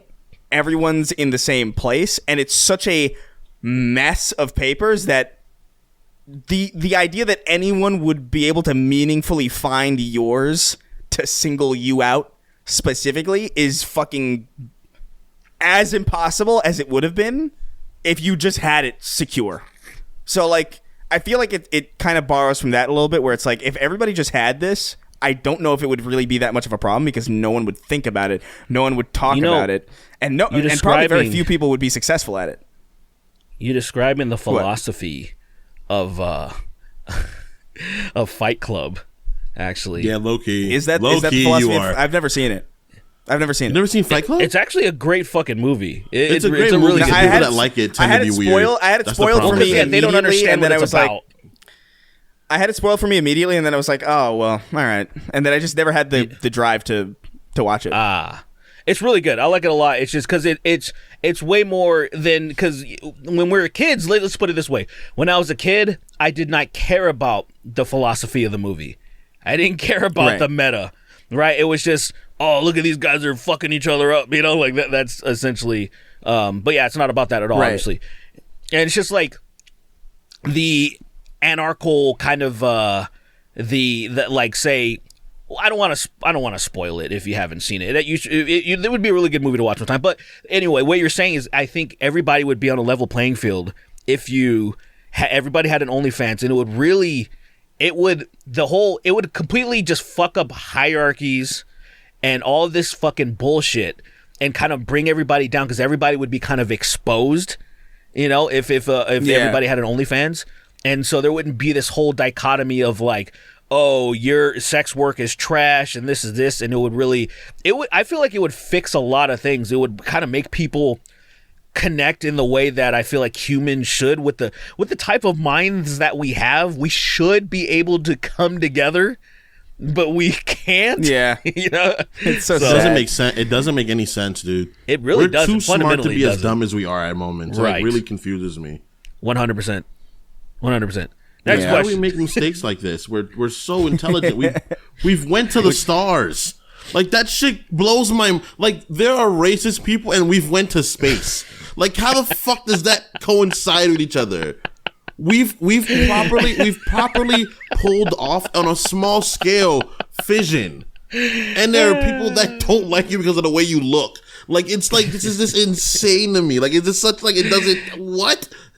It's fucking awful. We made bombs that ignite the hydrogen in the atmosphere, and we can't even be like, gay people are all right. It's just so many backwards. It's things. fucking, dude. It is, bro. Fucking our government just ceasefires got vetoed. Let's just the end. Hey, ceasefire, please. No. There you go. Humans. There you go. Yeah. Fucking do your bow. Like, there's nothing more to say than that. Where it's just like, we suck so bad. We fucking suck. We're such a shitty species. And it's aliens insane. Are like, they're waiting for, like, these monkeys suck, man. You're like, I don't even think aliens are real. Almost. I think we're just a mistake. I've gotten to the point where I'm like, we just happened. We just happened because there's Can you no imagine, like, because I can't even really see humanity 100 years from now. It's kind of hard, isn't it? We've made so much progress, but at the same time, we've been so reductive. We're just like, I don't know if I can see humanity like 100 years from now. Well, I mean, that's something that a lot of people feel like, right? Don't most generations feel like they're living in the end times or something? Yeah, right there. I think that it's like, I think historically speaking, we're living in the best time ever. 100%. I'm not going to deny that fact. We're still going to get better. I truly think we're going to get over one of the biggest humps really soon. I don't think when all of these fossil war fucking criminals die off pretty soon, I don't think the millennials and Gen Xers are going to be able to pull it off the way that all these other fucking hawks were able to. I just don't think they're going to be able to. I believe that. I truly believe that. I think it's to the point. It would not to get too deep into this, but I think things are going to get a lot better as far as medicine, economics, and all this shit after all of this disgusting. It's like people are doing their swan song of like they know they're on their way out, so they're doing the worst shit possible right now. I feel like that's true, but there are just moments that just so heavily like cripple my hope. Of and course. I try to stay hopeful. Yeah, when they give Miles Morales an electric sword, like I just feel like, man, what the fuck are we doing? Yeah, you know, that thing. Not like the Jewish people, so the Jewish government low key running out on other people after historically the Jews have been run out of. Yeah, but that's every been happening for a fucking while. where. Yeah, you know, that's been like happening that. For a while. That's what you're talking about. Yeah. Miles Morales. That's a continuation. That's a continuation of something Morales, that happened already. This is something new. This is like, oh man, we had an opportunity. Way more pressing. We had an opportunity to not fuck it up, and then we fucked it up more. It was like. It's so sad. It's just a sad world. Anyway, let's move on. The big problem. Can't believe they gave him the sword, bro. Can't believe it. The electric sword. Damn electric sword. Mark my words. Mark my words. If that electric sword goes away, you will see a ceasefire in Israel. That is crazy. That is crazy. God. Hugger Derek wrote bold, sir. You are bold, my good sir. Bold, I tell you. You can quote me on it. Quote me on it. I dare you.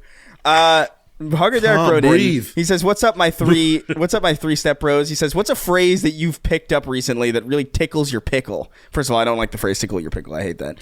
For me, I've been saying not my circus, not my monkeys a lot. Merry Chris Mizzle, Snark Boys. I've never heard that in my life. That's a dangerous one. That's dangerous. That's a dangerous one. Yeah, I do like it. I understand it, which is nice because I remember specifically like I picked this up from like a cartoon. I don't remember what cartoon it was, but it was a cartoon that I watched, and I would say it all the time, and then my parents would get really annoyed at me because I clearly didn't know what it meant, and they didn't really understand what I was talking about when I said it. But it was. Summer rains, you can never predict them. And I don't know what the fuck that's from, but it's from, I think it's Ed, Edd n Eddy, I think. It's reminding me of something. But I don't know what the fuck I meant by that, but I would say it a lot. And my parents would be like, stop saying that. God bless a lot. Like after something happens, God bless. You remember when I started? I think you remember my friend when I started saying that a lot. It was like around in college, like something insane would happen. I'd be like, "God bless," and it'd be like horrible, like a guy got hit by a train. I picked up "God bless" from someone. I use it differently though. Like when if someone's saying something that I really can't, comprehend, I think it's like really fucking stupid. I say, "Hey man, God bless, have a good one." You know, that's so patronizing. Holy shit! It really is, and I think that's why I love it. It's so disrespectful, but it's got the air of respect because it's like still. You mean like, religion? Hey man, you know, religion in general? Is the religious like lighter than a cloudness? I'm not bothered by this. Hate the God's sin, gonna love save the sinner, me, or even whatever. though I do terrible things. Yeah, I don't know. There's probably like so many phrases or turns of phrases that I've picked up and dropped over the years. I like a lot. One that I like a lot is "Man Alive" or "Christ Alive." Christ. I've never been. I've never said it because it doesn't feel natural coming from me. It feels forced. Yeah. But I like Norm Macdonald would say it a lot. Like "Man Alive." I'd be like, that's such an interesting. That's such a weird thing to say. I started saying oof because really of because of freaking what you call it. Yeah, that one infected me a little God. bit, but then it wore off. Yeah, I hated. There was a period of time. Sincerely, I fucking loathed Kingston because he actually unironically for real said he would exclaim, "Sheesh!" Like, and he would do that. And he would do the arm thing too. He would do sheesh. And he would actually do the whole thing. It made me so I did it mad. It bothered him. I did it simply because it bothered Chris. No, you didn't. Yes, I did. Because I would have stopped well before that. I would have stopped well before that. But the fact that it hurt you made me want to do it more. You might have continued to do it for that reason. Made me happy. I like when you're not happy. I love it. I love it. I love it. I adore it. I do it again. Like Frank Castle and the thing. I did it because I loved it. I love it. I'll do it again. I love it. Oh, man. It was just funny seeing you get so upset. And it's like, damn, bro. Did you see that? Doing this, did you guys see that? Did you guys see that TikTok trend of people talking about, like, or people realizing that they had killed their hamsters? Yeah. No, what? You never saw that? You haven't seen it? It's really fucked up. People yeah, people have found out. I watch stuff like people have found out only recently somehow that hamsters hibernate, and they hibernate for a shockingly long time. I didn't know that, but I also never wanted a hamster because you'd assume that you would look that shit up, but. Apparently, a lot of people didn't know that their hamsters hibernated, so they would get hamsters, right? And then they would go to sleep for fucking a long time, and then they'd be like, "Oh fuck, my hamster's dead," and then they would just flush their hibernating hamsters down the toilet, or they would bury them, or they would like bury them in a box or like throw them in a lake or something. They would throw them down the garbage disposal. Fucking whatever it is you do with a hamster that you no longer have to care for, they would do. And then only recently, people are like, "Oh my god, they hibernate." And all these people telling stories on podcasts about like how like, oh my god, I threw mine out. Like I threw mine in the fucking dumpster, or like I drowned mine, I buried mine. And it's like, how do you fucking not know your animal? How do your parents not know? Because they're humans. They are like everything it full circle. That's why I so think crazy. Look, man, I so badly want to be a benevolent dictator. Because I was just thinking on the way back home, I was coming up to my gated community, and there was just a bag of like In-N-Out all over the fucking floor and all this shit. And I was just thinking, I'm like, I don't think anybody who lived in my dictatorship would mind me executing people that littered. Because the only people that would mind are the niggas that would litter. And so it's just like, because I don't want to fuck with people. I don't want to terrorize people. But people like that, people who are proven to not be able to take care of animals, which are plenty. I mean, I live in fucking, so I was in the summer, I was doing some shit, and I see some stupid dumb bitch walking her husky in the middle of summer with no fucking shoes on the fucking dog. And I'm like, what the fuck is wrong? Number one, it's a husky. And then number two, it doesn't have the shoes on where it's like 200 fucking degrees on the fucking concrete. Derek. Dogs don't wear shoes. Shoes are for people. Yeah. See, like even wisecracks like that you'd be killed in my dictatorship. That's crazy. Obviously, that's not. Crazy. Obviously, that's a fucking joke, bitch. You think you're funny, right? You think you're funny right now, but shit like that would get you murdered. Nah, but I'm just saying, like, if I saw something like that girl, or I see people like that all the time, it pissed me off in Cali. Yeah. But in fucking Nevada, it is mind-boggling how stupid these people can be. I'm like, do you think your fucking dog doesn't... I don't need to get into it, but it's just... You know what's crazy? Well, dogs don't... Well, in fairness, dogs don't feel pain, so that is like probably something that they're probably considering. All right, I'm gonna ignore that because that's insane. But what do you mean? When I was younger, Kingston, have you ever heard a dog tell you, "I'm hurt"? No, you haven't. I've heard a dog yell out in pain before when it was in pain. Yes, I've heard it more than once. How do you know that that's what pain sounds like? How do you know they're not just like... Because I do the same thing when I feel pain. We, in fact, do the same exact thing and we're hurt. When you're hurt, you yell, "Ah!" When a dog is hurt, it yells. I've never heard a dog in my life go, "Oh!" I've pretty much heard a dog do that. It's damn near the same thing. It hurts, Reggie. It hurt me. It fucking hurts. Rob Reggie. He's got a gun. He's got a gun. Jeez, Shaggy, he has a gun. The sidewalk is pretty fucking hot. Shut up, Scoob. But look, let me finish what I was saying. Do you remember when you guys figured out that like sidewalk wasn't like natural? Remember you found that moment out when you were like, wait, what? You were like, sidewalk isn't natural. It's like, huh? What do you mean? Wait, I'm not even sure what you mean. What are you? You know, concrete and everything like that, and like obviously like road like asphalt and stuff like that. The moment when you found out that that's not what the world always looked like, because I remember when I was like 5 when I figured that out. My grandma was like, it was trees and stuff all over the place, right? It wasn't like cities. Cities aren't a natural occurrence, and I'm like, huh? What do you mean? I never had the thought that it was natural. Like I didn't have I that saw line them of thinking. everywhere. That's the I saw them everywhere. So I was like, one time my grandmother was like, Kingston, you know that like there were trees everywhere, and like pretty much how the park looked. That's how everywhere looked, sort of. And I was like, what are you talk? Huh? And she was like, yeah, like the world didn't look like this always, sweetheart. And I'm like, I don't know, man. I don't remember what are you ever being talking about? confused. I was just so confused. I don't remember ever being confused by that. I kind of just always when I was younger, it confused me because I was like, how the fuck did it get like this?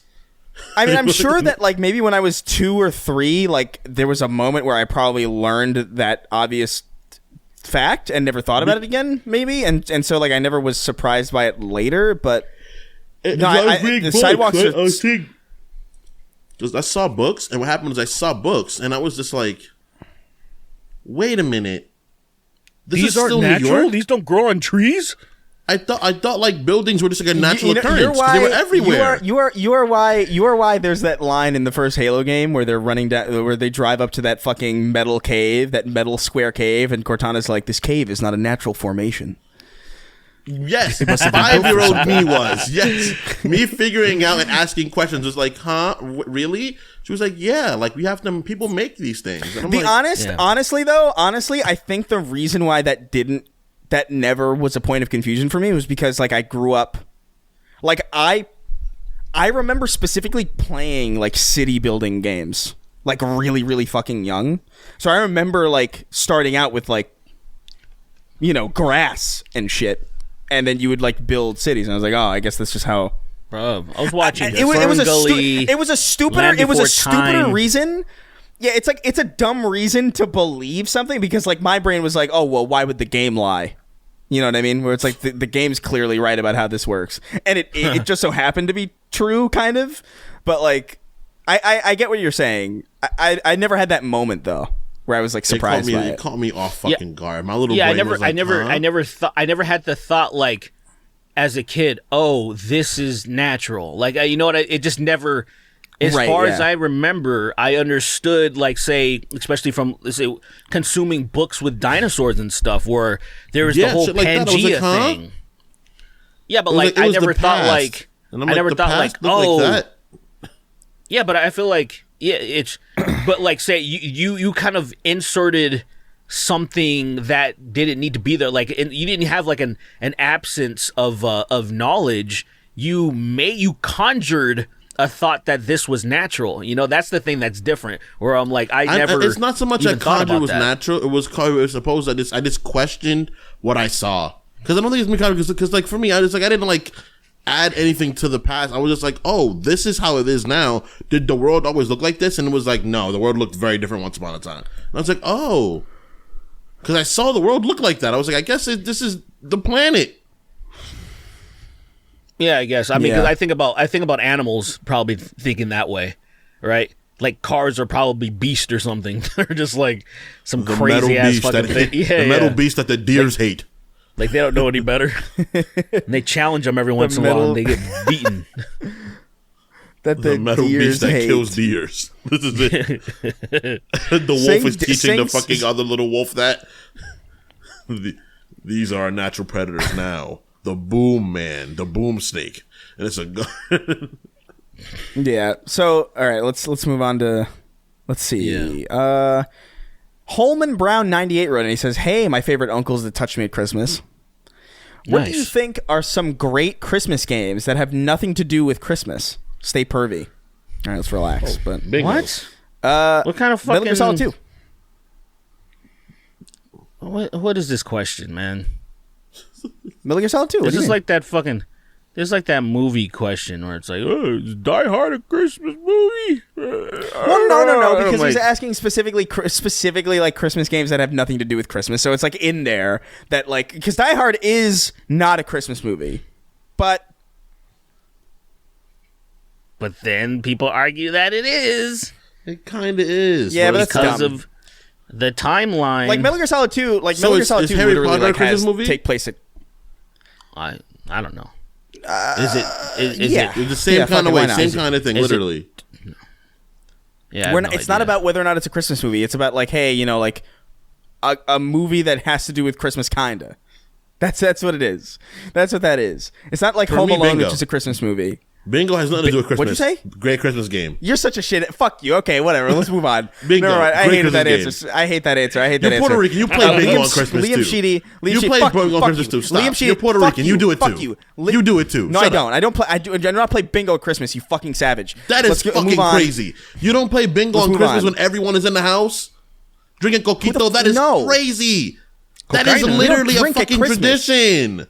We don't drink at Christmas because Christmas is for the kids. New Year's is when you go fucking crazy. That's when like dominoes come out. Nah, man. That's when like it gets I wouldn't fucking drink because my family would beat me if I drank. But they'd be drunk as shit playing bingo, and all of the light skinned ones would be saying nigga, and the dark ones would be like, "You guys probably shouldn't be saying that." That's Christmas for me and my family.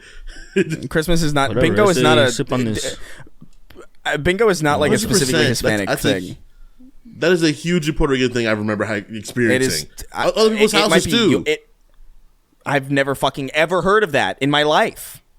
People playing bingo at Christmas? Why? Because there's so many people there. That's the time to play bingo. First of all, why is everyone there at Christmas?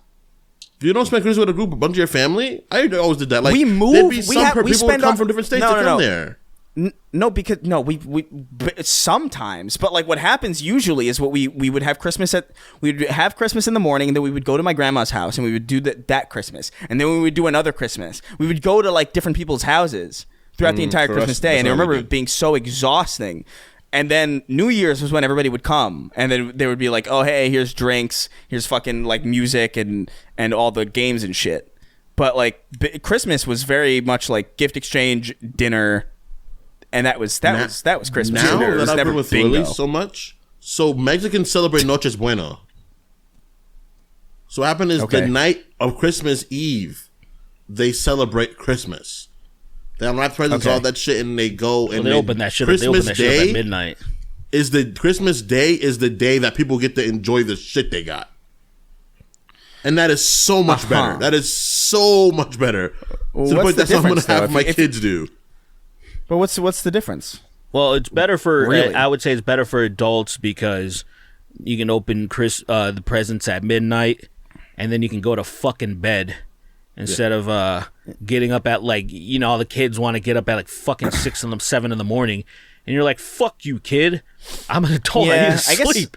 I guess for me, I always we had a thing where I could open one present. Nah, before I could open one present on Christmas Eve, because the thing is, if I open my presents at Christmas Eve, I'm not sleeping, and Christmas Day is fucked because I'm gonna be asleep until like 5 p.m. probably, because I'm gonna be up till 7 a.m. playing all the video games that I've been trying to play, or like playing with all my fucking action figures.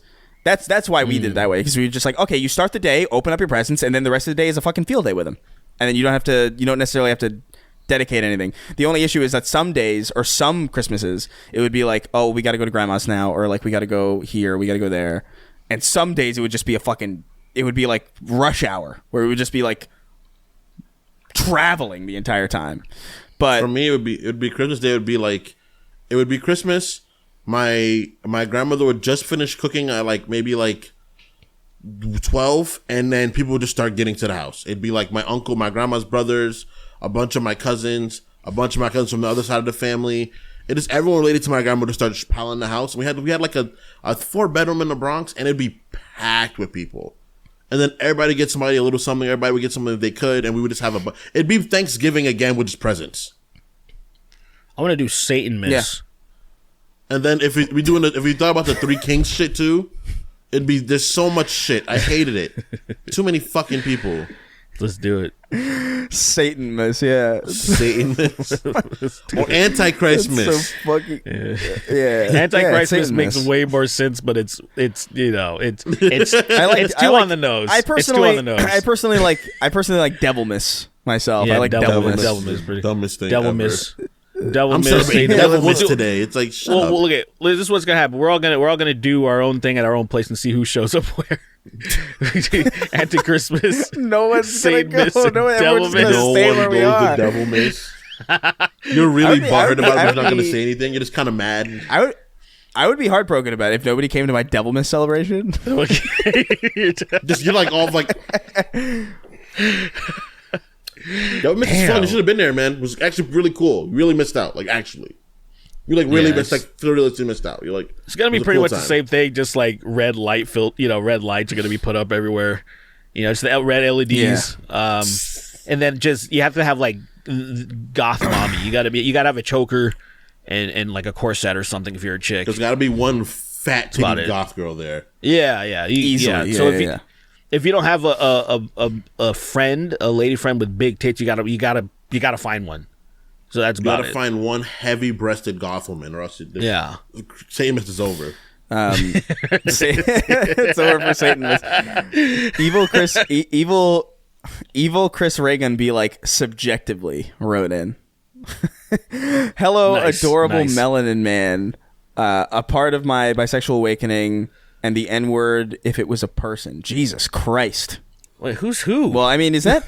I don't know who's... I don't know. Maybe, Are you the sexual awakening? I don't get it. Yeah, I don't... The N-word... If that's me, that's... He said bisexual awakening. Read the names again. He said... Okay, so hold on. He says, hello, adorable melanin man. That's not me. That's a black person. A part of my bisexual awakening. I could see that being me purely because like I think every woman I've ever dated has been bi in some way. So I attract bisexuals. So that makes perfect sense. Fucking twink. Go ahead. Yeah, I mean, I get it, and I mean, well, that makes sense. And brand new Patreon. Yo, I gotta fight this person, bro. I'll beat the shit out of you. Don't call me that. My question is simple: are there any issues or opinions you believe in strongly, but don't spend too much time on because there's much more important and serious things to care about? An example for me is I think age ratings for movies are stupid and gay. Let kids watch what they want. If it's too much for them, they either won't be interested in the first place or will stop themselves, but obviously isn't the highest priority in the world right now, so who really cares? I disagree entirely. I kind of don't disagree, but I think the function of an age rating for movies should be less about like you can't watch this movie and more about this is what you should expect from this movie. You know what I mean? Like if a movie's like rated R, you should expect rated R stuff. But I don't think that a movie theater should be like, oh, you're 15, you can't see this movie. I think that's kind of lame. Like I don't, as long as it's communicated clearly like what type of movie it is, I think it's kind of lame that you can't. I think it's kind of lame that you can't do that. It should be lowered. Yeah. I think it should be lowered because the things particularly that are gated, like this whole, I think especially with the gay part that comes in, is PG-13 is probably the stupidest fucking rating because they have this dumb ass fucking rule that you can say fuck one time throughout the movie. Yeah, one curse. That is the stupidest fucking thing ever. Like, oh, you can only say it once, and then all of a sudden, like, what does that even do? What does that even do? If you say it 5 times versus 1 time or 100 times, what does that actually do? It's still in the movie. It's just retarded. I don't know. Yeah. To scale things back, when we were kids, we all were exposed to really horrible shit unless you grew up in like, some militant Christian home where you're homeschooled or something. But beyond that, we were exposed to all kinds of things, and I don't mind just scaling it back just a little bit, because I still think like, okay, maybe you can't go see, I don't know, I don't have an example of something that's too horrible, but something super gory, you can't see it when you're fucking 14, I don't fucking know, or past 13's fine, I don't know, man. I think I was 13 years old, I understood most things.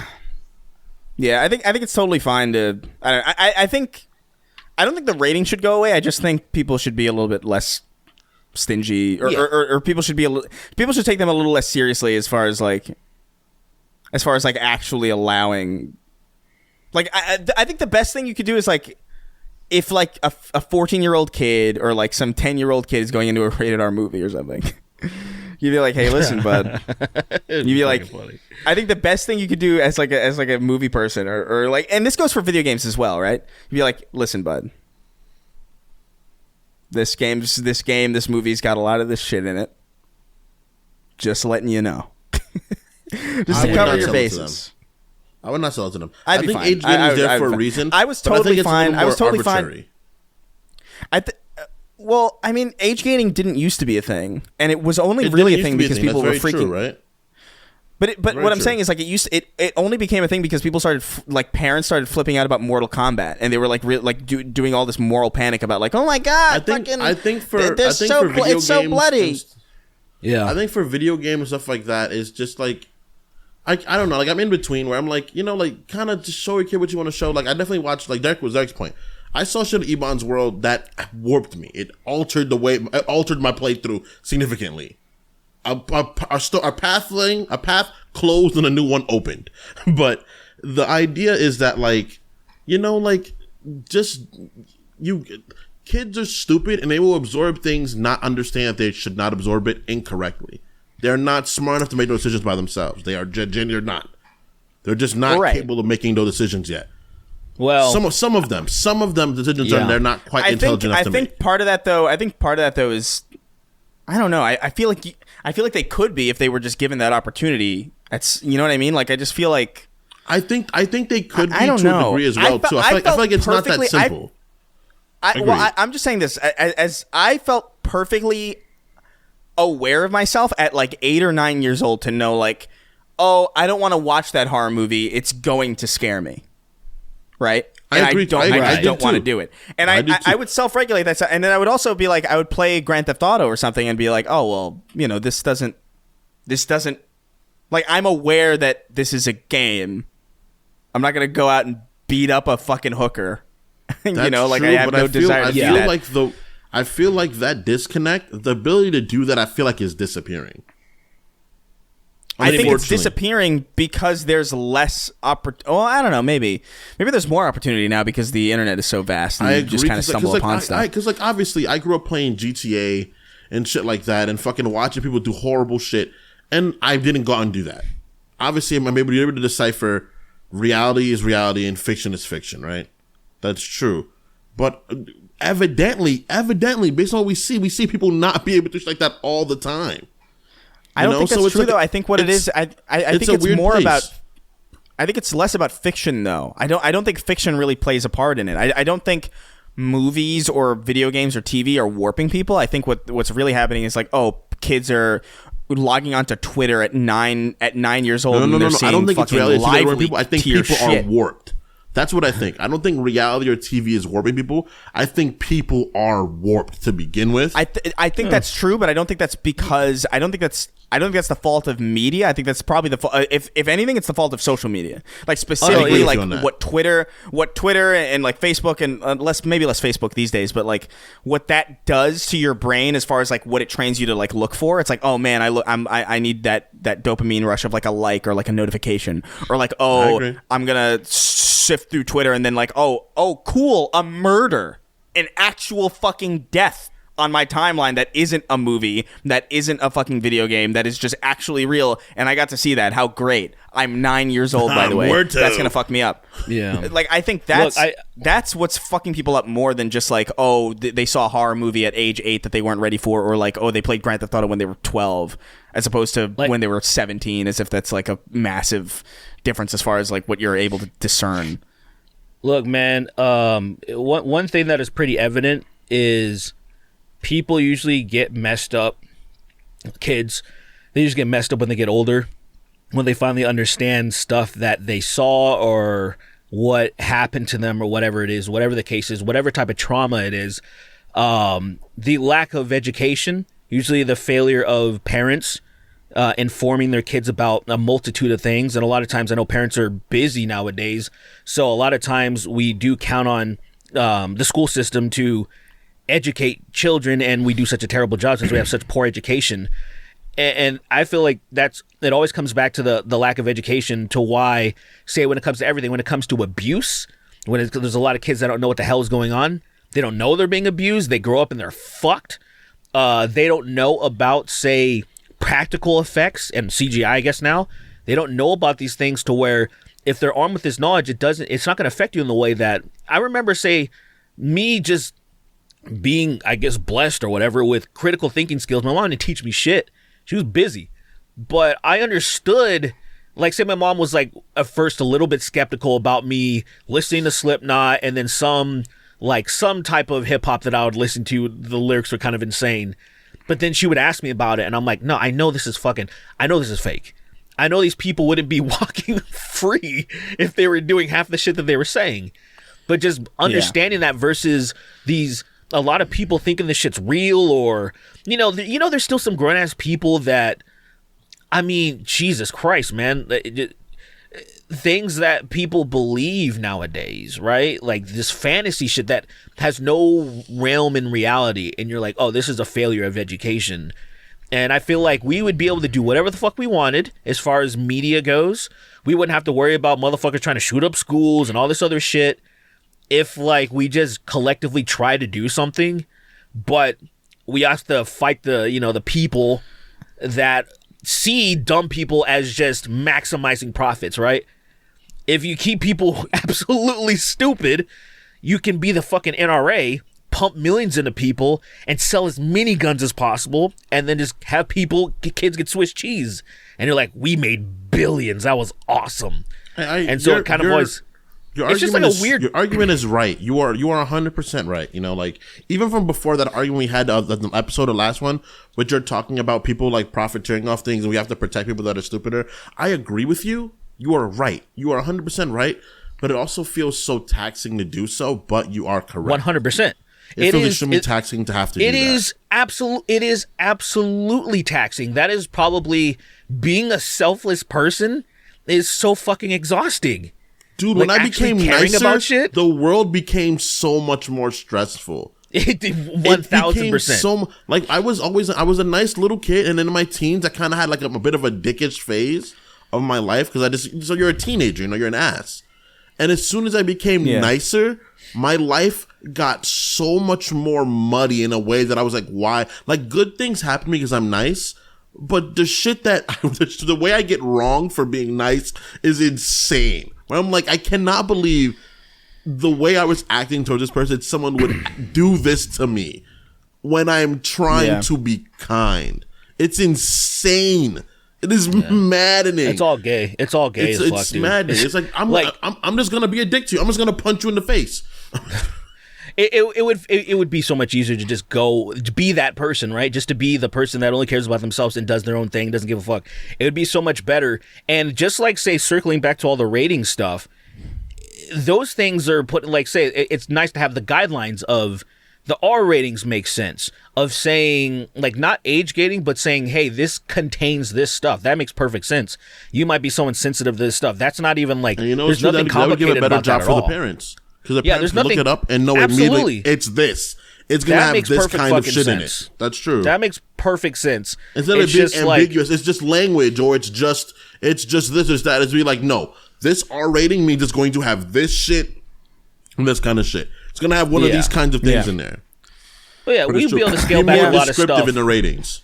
Yeah. I just feel like, I just feel like very rarely, like, you're not seeing games where, I don't know. I get what you're saying. I agree, generally. All right, Nightman.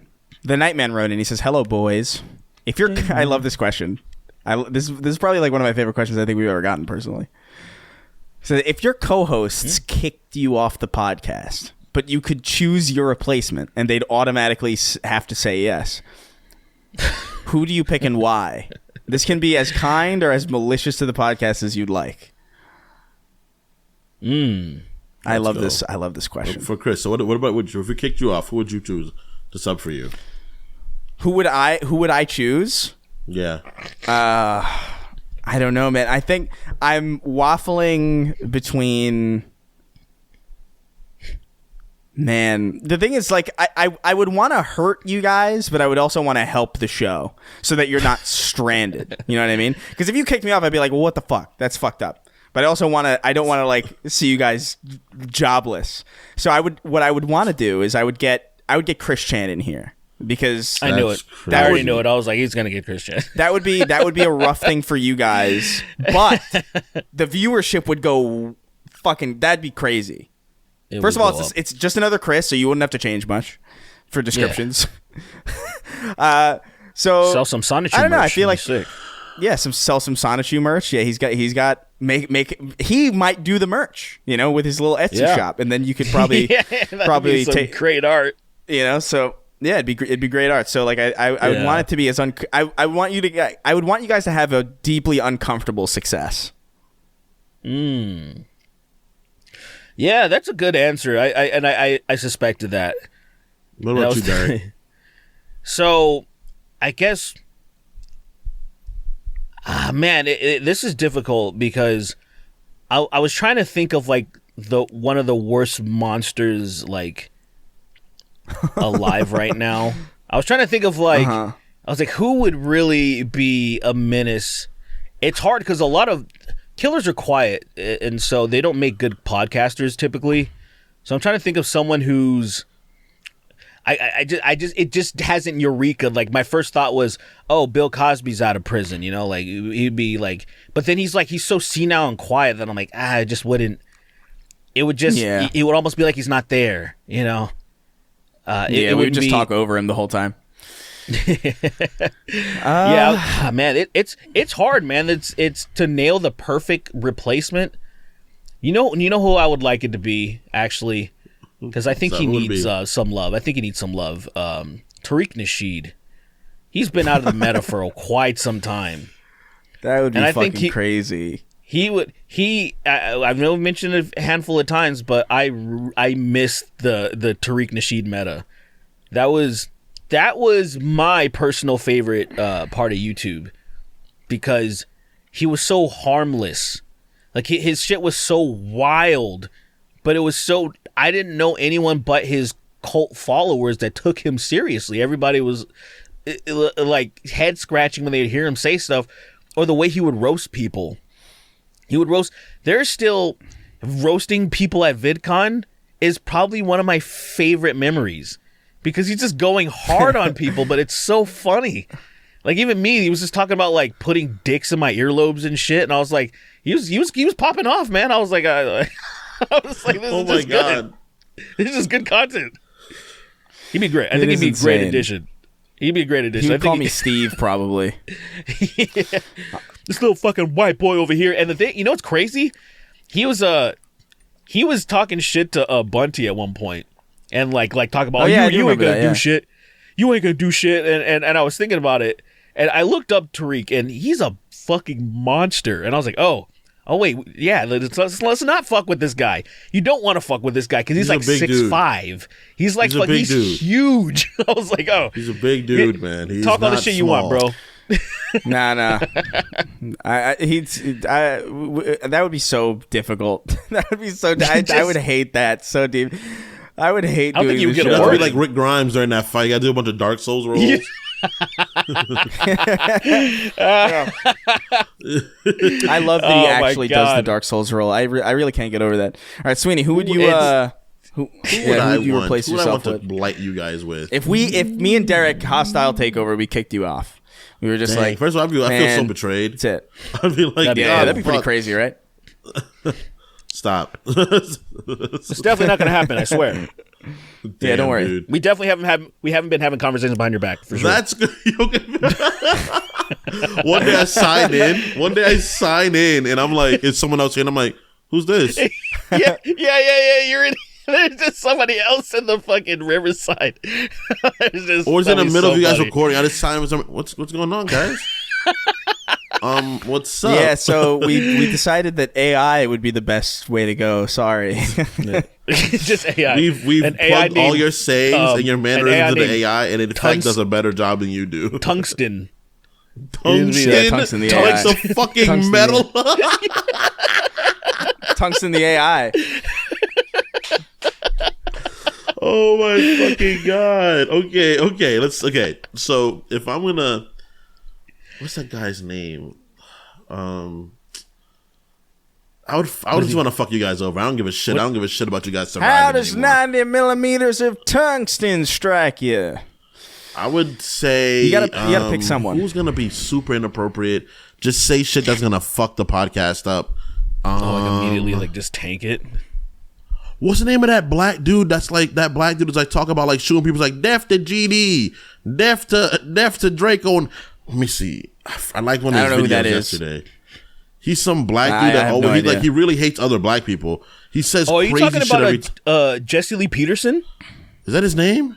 Are you talking about that? You're talking about the Not guy the slow old one. and Not the crispy? slow one. No. Oh yeah, because that would be a good choice one. though. That'd be That would wild. be- though. That would be. That would. That was tank actually. wild. I really thought that was going to be Derek's answer. Like I thought like he's going to say I Jesse Lee forgot he Peterson. existed till he like that. That would have been my answer over Tariq though, because You know why you forgot he existed? Because he creeps up on you. He's slow. He's like, dude, he became a TikTok meta for a minute. He was. For a minute, yeah, he did. I was just like, yo, I can't believe everyone's discovering. And Let me see. beta. bro, I'll never forget. So he invited me to his studio. He invited me to Jesse his Lee studio. Peterson? Yeah, so he invited me to his studio, but he was like, this was before I didn't even know who the fuck he was. He was like, hey, and I talked to his producer, but he's like, you got to be here at 6 a.m. I was like, fuck that. I was like, what the hell? So he's like, okay, we'll do a stream. I did not do my homework on this guy. I was just like, oh, okay, I'll just talk to. I saw his intro, and I was like, okay, whatever. I don't get it. I don't remember my conversation with him. I remember being checked out, and I checked out even further when whatever he said, I only remember him saying, and that's why racism doesn't exist. And I was just like, I just remember like being completely. I had no idea that you even had a conversation with this guy. I did. What the hell? There's only two things I remember from this moment. I don't even remember what we talked about. I'm sure we probably talked about some of the things that were going on, but like the only thing I remember him saying that, and I remember not saying anything, or at least just like I don't remember what I did because it was such an outrageous thing to say that I'm like I'm not even going to acknowledge 6 years this. ago. And then I remember as soon as it posted, I got a message from Anthony Fantano laughing because Anthony Fantano knew exactly who he was. He's like, "What the fuck? You went on this?" And I was like, "What happened?" I was kind of like, a little anxious that he responded that way, and I was like, "Oh no, I guess he's like, he's a giant piece of shit, and I didn't know." And Is this real, Derek? It is 100%. That's such an awesome story. I love that.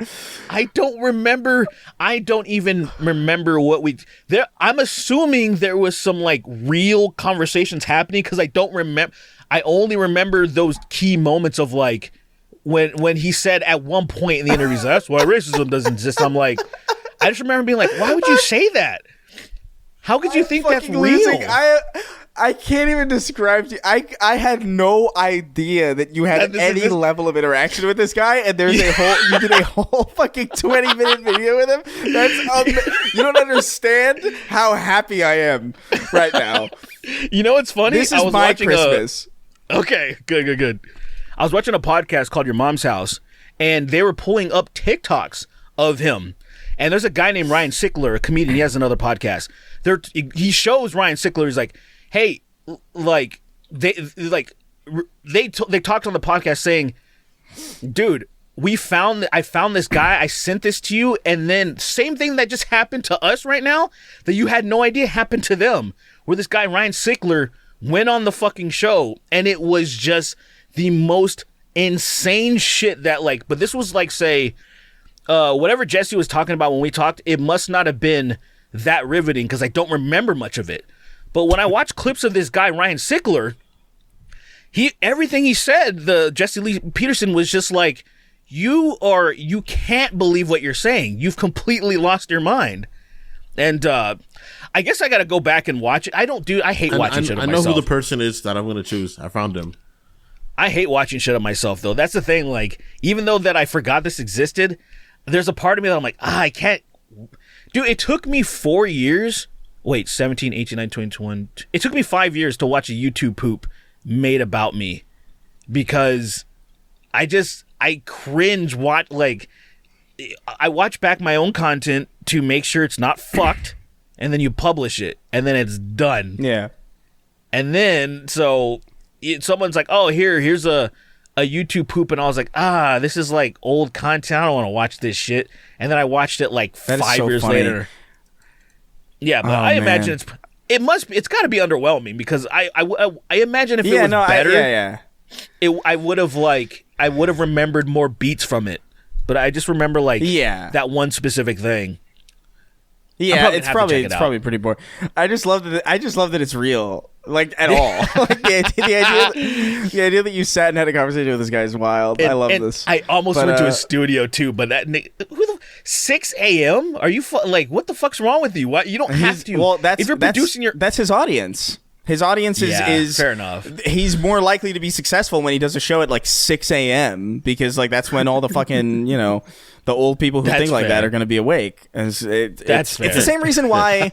It's the same reason why it's really kind of smart of like conservative people to kind of latch on to like music and stuff. And like you remember how all those conservative rappers were doing all that stuff on. Oh right. Yeah, like that. And they were clearly Tom like grifting. McDonald I think even some of them were like, yeah, we're totally grifting. Like I don't remember which group it was, but one of them was absolutely like, yeah, we're just. I mean, it's fucking who cares? It's money. They don't care about it at all. And the reason is that they fucking buy that shit. Like they're not like the younger generation who streams and then they're happy with that, or like they download it from like some torrent site or whatever. If you're even downloading music in the first place anymore, which very few people do, the old people are out there let's buy this for $5 on iTunes, or let's actually let's buy let's order the CD or whatever. And it's like they fucking do that shit too still. That's very true. It totally makes sense that they would be targeted audiences, man. People. Why haven't we done that though? Why haven't we done one project of? Wait, guys, I got to tell you about one to pick. His name is Charleston. I think Charleston White. Charleston Chew. Charleston White. Charleston White. I've never even heard of this fucking guy. He is a black man who just hates black culture so much. So the shit. He popped up right away. Charleston White gets jumped? White attacked on stage during stand-up in Texas. He sucks. What? He sucks, and he says he's so diminutive to black people. He's just a piece of shit, and I would love to part him off to you guys. He's just give a him hater. He's a snitch. He's like everything that everyone hates him. It's so funny. I don't know anything about this guy. Hand him over to you guys. Just to like make sure they all jumped him. This video is crazy.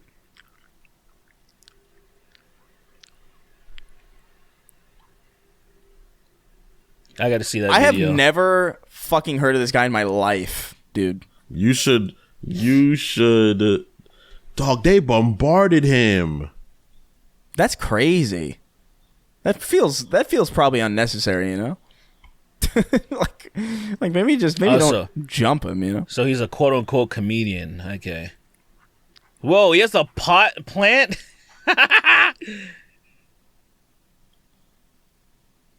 This is so bizarre. Oh, he's done. It is. It's over.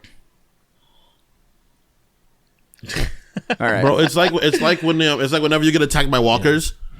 Yeah. Like one gets you down and they all just they descend on you. Yeah. It's like, what do you do, dude? You know what's crazy? I didn't understand about Walking Dead. This is a quick intersection before we probably end the episode. Why did no one ever wear like hardened leather shit on their arms? So if a walker comes at you, you just let it bite this hard leather and you stab it in them. Like they only did that towards the end. I'm like, why are you guys not smart? I mean, they could have done a lot of things differently. They could have done a lot. Yeah. I mean, why didn't you just? You might as well ask why doesn't everybody have as strong a head as Rick? You know, right? Dude, That's Rick the real question. that Rick Grimes in Walking Dead would have been terrifying. That would have been terrifying. You'd have been unbeatable. That's not Rick Grimes no more, man. Because he would have beat the crap out of Negan. What'd you say? Negan. Did you just? All right, let's move on. Let's read the credits. It's credits time. Negan, that's his fuck name, outta right? here. Let's get out of here. I can't believe I've never heard. How is this the first time I've heard somebody call him that? It's not the first time somebody called him that. When Dave No, Chappelle the first came on the time episode I've of Saturday heard Night it. Live. Personally, I just for some reason I'm like, how have I never? That's a failure on my part. That is, yeah. You're gonna have to really personally examine. All right, count me down. 3, 2, 1. Blow a dick, a female dick, gay is what I will become. Okay. Leon Sams, Big Meaty Stinks, Saucy Legs McGee, Gray Collar, Gray Collier, Josh, It Wasn't Me, Giddy, Andy the Man Whose Handies Are S tier and dandy, What's With These Homies, Fucking My Hole, Gimme Load, Jack, and Come on My Back once more, Heath Smoker, Daddy Lars, the Uncle Ruckus of the Goon Squad, I'm Not Gay, I'm feeling trans, got man's dick in my ass, I'm he, him, but not for long, my penis is coming off. I don't know. Is that a song? Oh, okay. Okay. You got to put the name of the song because it's just not. It really help us. I know they probably want us to guess it, but it's hard. I know what it is now. That's Gorillaz. Oh, but it doesn't work. It doesn't work that well. It's like, I'm not gay. I'm feeling trans. I got man's dick in my ass. I'm he, him, but not for long. My penis is coming off. Okay. Yeah, that's not bad. It's like, right? That could have been better. That's Cunt It Eastwood. needs some work. That could have been better. You could have put the syllables got better, but good job though, nonetheless. Clit Eastwood. Clint Eastwood, of course. That's just too easy. It's too easy. Homie. Clint Eastwood is way more of a man than you. You little bitch. Marge, stop talking racist, about me in a Marge. derogatory manner. He's so racist. Shut up, you fucking yellow zipper head. You fucking. Holy shit. I know your kind. Holy fuck. I know. All right. I see your color. I know your kind. Who's saying this now? People love It's that fucking movie. Clint Eastwood. He's so racist. I know your kind. He's so racist during it. During The Simpsons? Out of my territory. No, during what you call it? Zipperhead. During El Camino. All right, look, Did you see man, El I Camino? can't. It's fucking I awesome. mean Gran Torino. Sorry, I said El Camino too, didn't I? Because you said it. you might have said it too. Oh yeah. I actually don't like El Camino at all. But I didn't even finish it. I didn't finish it. I It was didn't watching, need I was to like, what the fucking Yeah. exist. That's why. it's just Jesse meandering. I don't give a fuck. I have an I El don't care about- Camino. Mr. White. I got an And El that's the Camino, movie. bitch. Hey, Bitch. bitch, stop burping on my clit, bitch. bitch, you fucking bitch. God What? damn it, we gotta move. Send Sonic Symphony to Bitch. Israel. They need that hog. Bitch. Metal Gay Solid 3 Sperm Eater featuring Kong. Solid Cock. I did everything right and they indicted me, Walter. Go Gadget Murder Goku. Dracula Flow 4. I fuck it. I ate the ops. Homeless trans Dude, when he femme said that, who I gave her couldn't last stop dollar to the laughing, Snark bro. Tank. Alexander the Gay and My Mom Hates Me. Robo Gay Cop. That's not even fucking Robo Gay Cop. Not even Homo Cop. So not clever. I love it. Yeah, it's screaming like the Nazgul when I come. Sucking down a crisp Diet Cock. Throw your cum in the air and spray it like you just don't care. If you like taking balls and all that gay shit, everybody. Because I am living just how gay I am. If I wasn't, I'm a gaper for dudes. How y'all should? I don't know what that is. CM&M, come and M. I don't know. Halo 2, but the entire cast is voiced by Ryan Gosling. Stop with the Britain slander. It already sucks here. Listening to Sweeney makes me consider racism. Chris for playing Titan. What? Chris for playing Titan, I will beat you to a point. Jesus fucking Christ. All right. That's a wild thing to say. Chris for playing Titan. I guess in Destiny, I will beat you to a point where your dead sister will have to give you a Rocky pep talk. I don't know what that means, really. That is so I totally forgot morbid. that Titan was even... That's pretty wild. Get up, Rock. But what? Get up, Get you up, Rock. fucking bitch. Up, Negro. Baller Stand. Get up, you negro. Yeah, you know Mickey was fucking racist as shit. Mickey Fucking is Irish evil. guy living in Philly. Like, that guy was Yo, the fucking... shit he was probably telling Rocky to say to fucking Apollo was wild. And Rock was like, I really don't agree with any of this shit, man. Apollo's a pretty good guy. And he's just like, Rock, you gotta say it. I don't know, man. If you say it during the fight, Rock. If you say it during the fight, you'll win. I don't know, man. He's kind of a nice guy. He's been pretty respectful to me the whole time. I don't really want to call him any of those really Rocky, hurtful you gotta phrases. say it. If you say it, you don't understand. This is like kryptonite. You gotta say it. You gotta say the N-word. You I gotta don't know, say it. You man. I gotta don't say really it, feel Rock. comfortable calling him the N-word. He's actually a really Do respectable you feel young comfortable man. losing, Rocky? Do you feel comfortable losing? If you feel comfortable losing, then don't say it. But you better say it if you feel comfortable winning. That's where we're gonna go. We say it right now.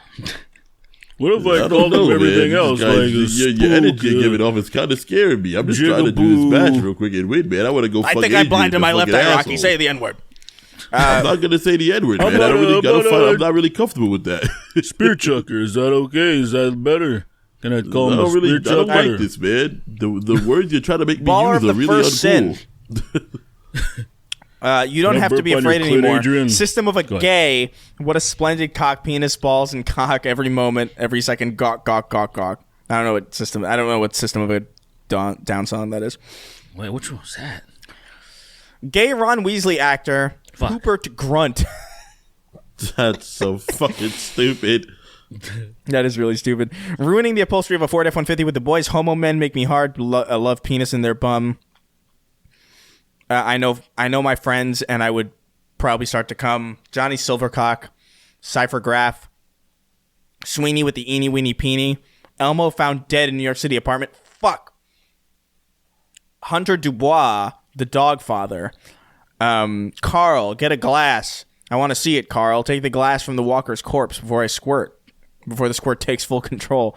Sweeney, why is it... Wait, why? That's interesting that he would change it to Walking Dead related things The day we made this joke, too. on like, the episode that we're... Yeah. Weird. shit's weird. It's just weird shit like that bothers me, dog. Right? Yeah, things that things really line up. bothers Things line up me. like that sometimes. Sweeney lick my weenie. I ain't got no motherfucking friends. That's why I fucked your homie. You gay motherfucker. West Side bad boy drillers. Jesus Christ. Bro, same. The everlasting gaze. Back to tank of cum. Caucasian container. The Cracker Barrel for gays. Donald Trump burping on Dom's clit. Do Christian girls squirt holy water? Dan holds her tighter. She's a fighter. Schneider. Jesus. King Kong's ding dong wrote in. Nice. Black people is actually short for basketball people. Have you seen that? They call us basketball people or people that enjoy KFC. They are wild, bro. They wild out, and I'm like, this is crazy. She picking on my Pippa That's so Possum. El disrespectful, Gog. dude. Average Clit Energy. Roger Stone Gaming. Just the Hard R. Star Coffee on Twitch, bitch. She's Shinzo on my Doohickey Teleabe. Choked to death on Aubrey Plaza's thighs. Okay. Been blowing lots of guys living in a gay man's paradise, taking dongs of every size living in a gay man's paradise. Transfem Gremlin, exposing people with lactose intolerance to 90 million roentgens of ionizing radiation. Yush, not Vinpen, Angelic DM. So here I am, blowing every man I can, I'm fucking every man, pretending I'm a homo man. Beginning to feel like I'm a rape god. That's not exactly gay, it's just criminal. Craig the Canadian, the Triforce of the Snark tank is racism, misogyny, and gaslighting. Watched over by the gay god Galia. It's your boy Shawnee D. Little dick, big nuts. That's so fucking stupid. Daily Wire presents Matt Walsh's What Is a Black? Ben and Jerry Funky Monkey. I'm a proud owner of a 12 gauge silly straw. Pee Wee Herman shooting and killing Uncle Ben with his lethal ejaculation. Cum Up my ass. Come up my ass, fill me up while my ring is throbbing and my cock is thrusting. Grab his head, the hunk is throating. I don't know. 3XO and the Japanese skin professor whose suitcase of Yakuza hides was stolen in Chicago. Slurping, stroking, smoking, joking. Emoticons going like this. Keith David. Homeless Drip MH, Lord of Homeless Drip. Yukon Cornelius making the abominable snowman his fuck pig.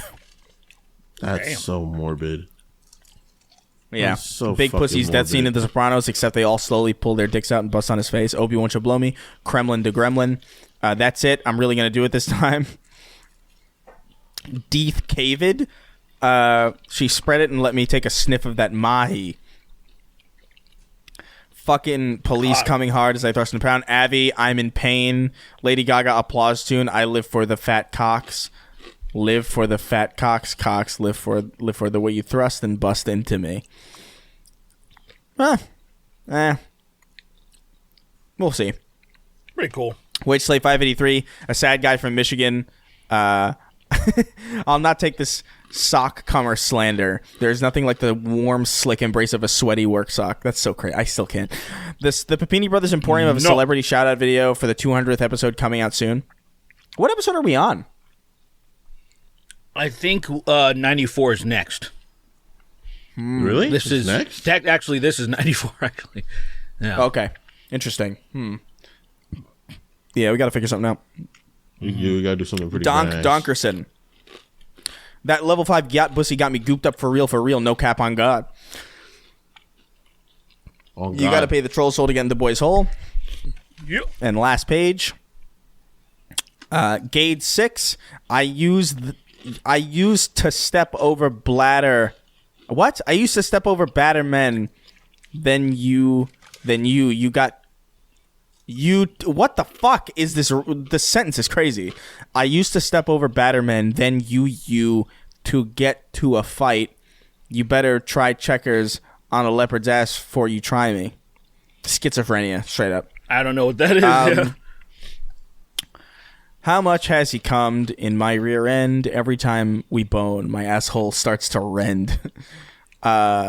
Snark tank snitch bitches need to stop telling on me to Daddy Colin. Disease queef? If I were a gay man with a femboy or two, I'm a mean lesbian, super cunty F-slur fist dick X bunk alley douches. Gumball's voice actor calling Dream the F-slur. Sadman.gov. John Strickland, do your balls hang low? Can they gobble down my throat? Is the cum thick as rice? Is it sweet or is it spice? Mercs 1889, no cap, no on cap, no God shirts when. Oh, yeah. I do like that. Yeah. I do want to do that. I wrote it That's down. a good idea. I wrote it down specifically. I do like that. So we'll have more to say about. So morbid. On cap, no God is such an awesome. So yeah, we'll I probably I would imagine early next year we'll start to do merch stuff, or at least we'll start to figure that stuff out. Get some test samples and all that stuff. First shirt to Keith David, featuring Paul Joseph Watson, massive fists waffle punching his shit down the sink drain. Gay Pink Floyd be like sucking away the fat cocks made up a gay day. Pre-Roz, Blake 896. Crypto scammer and the YouTube sensation Logan Paul winning the United States champion at WWE Crown Jewel.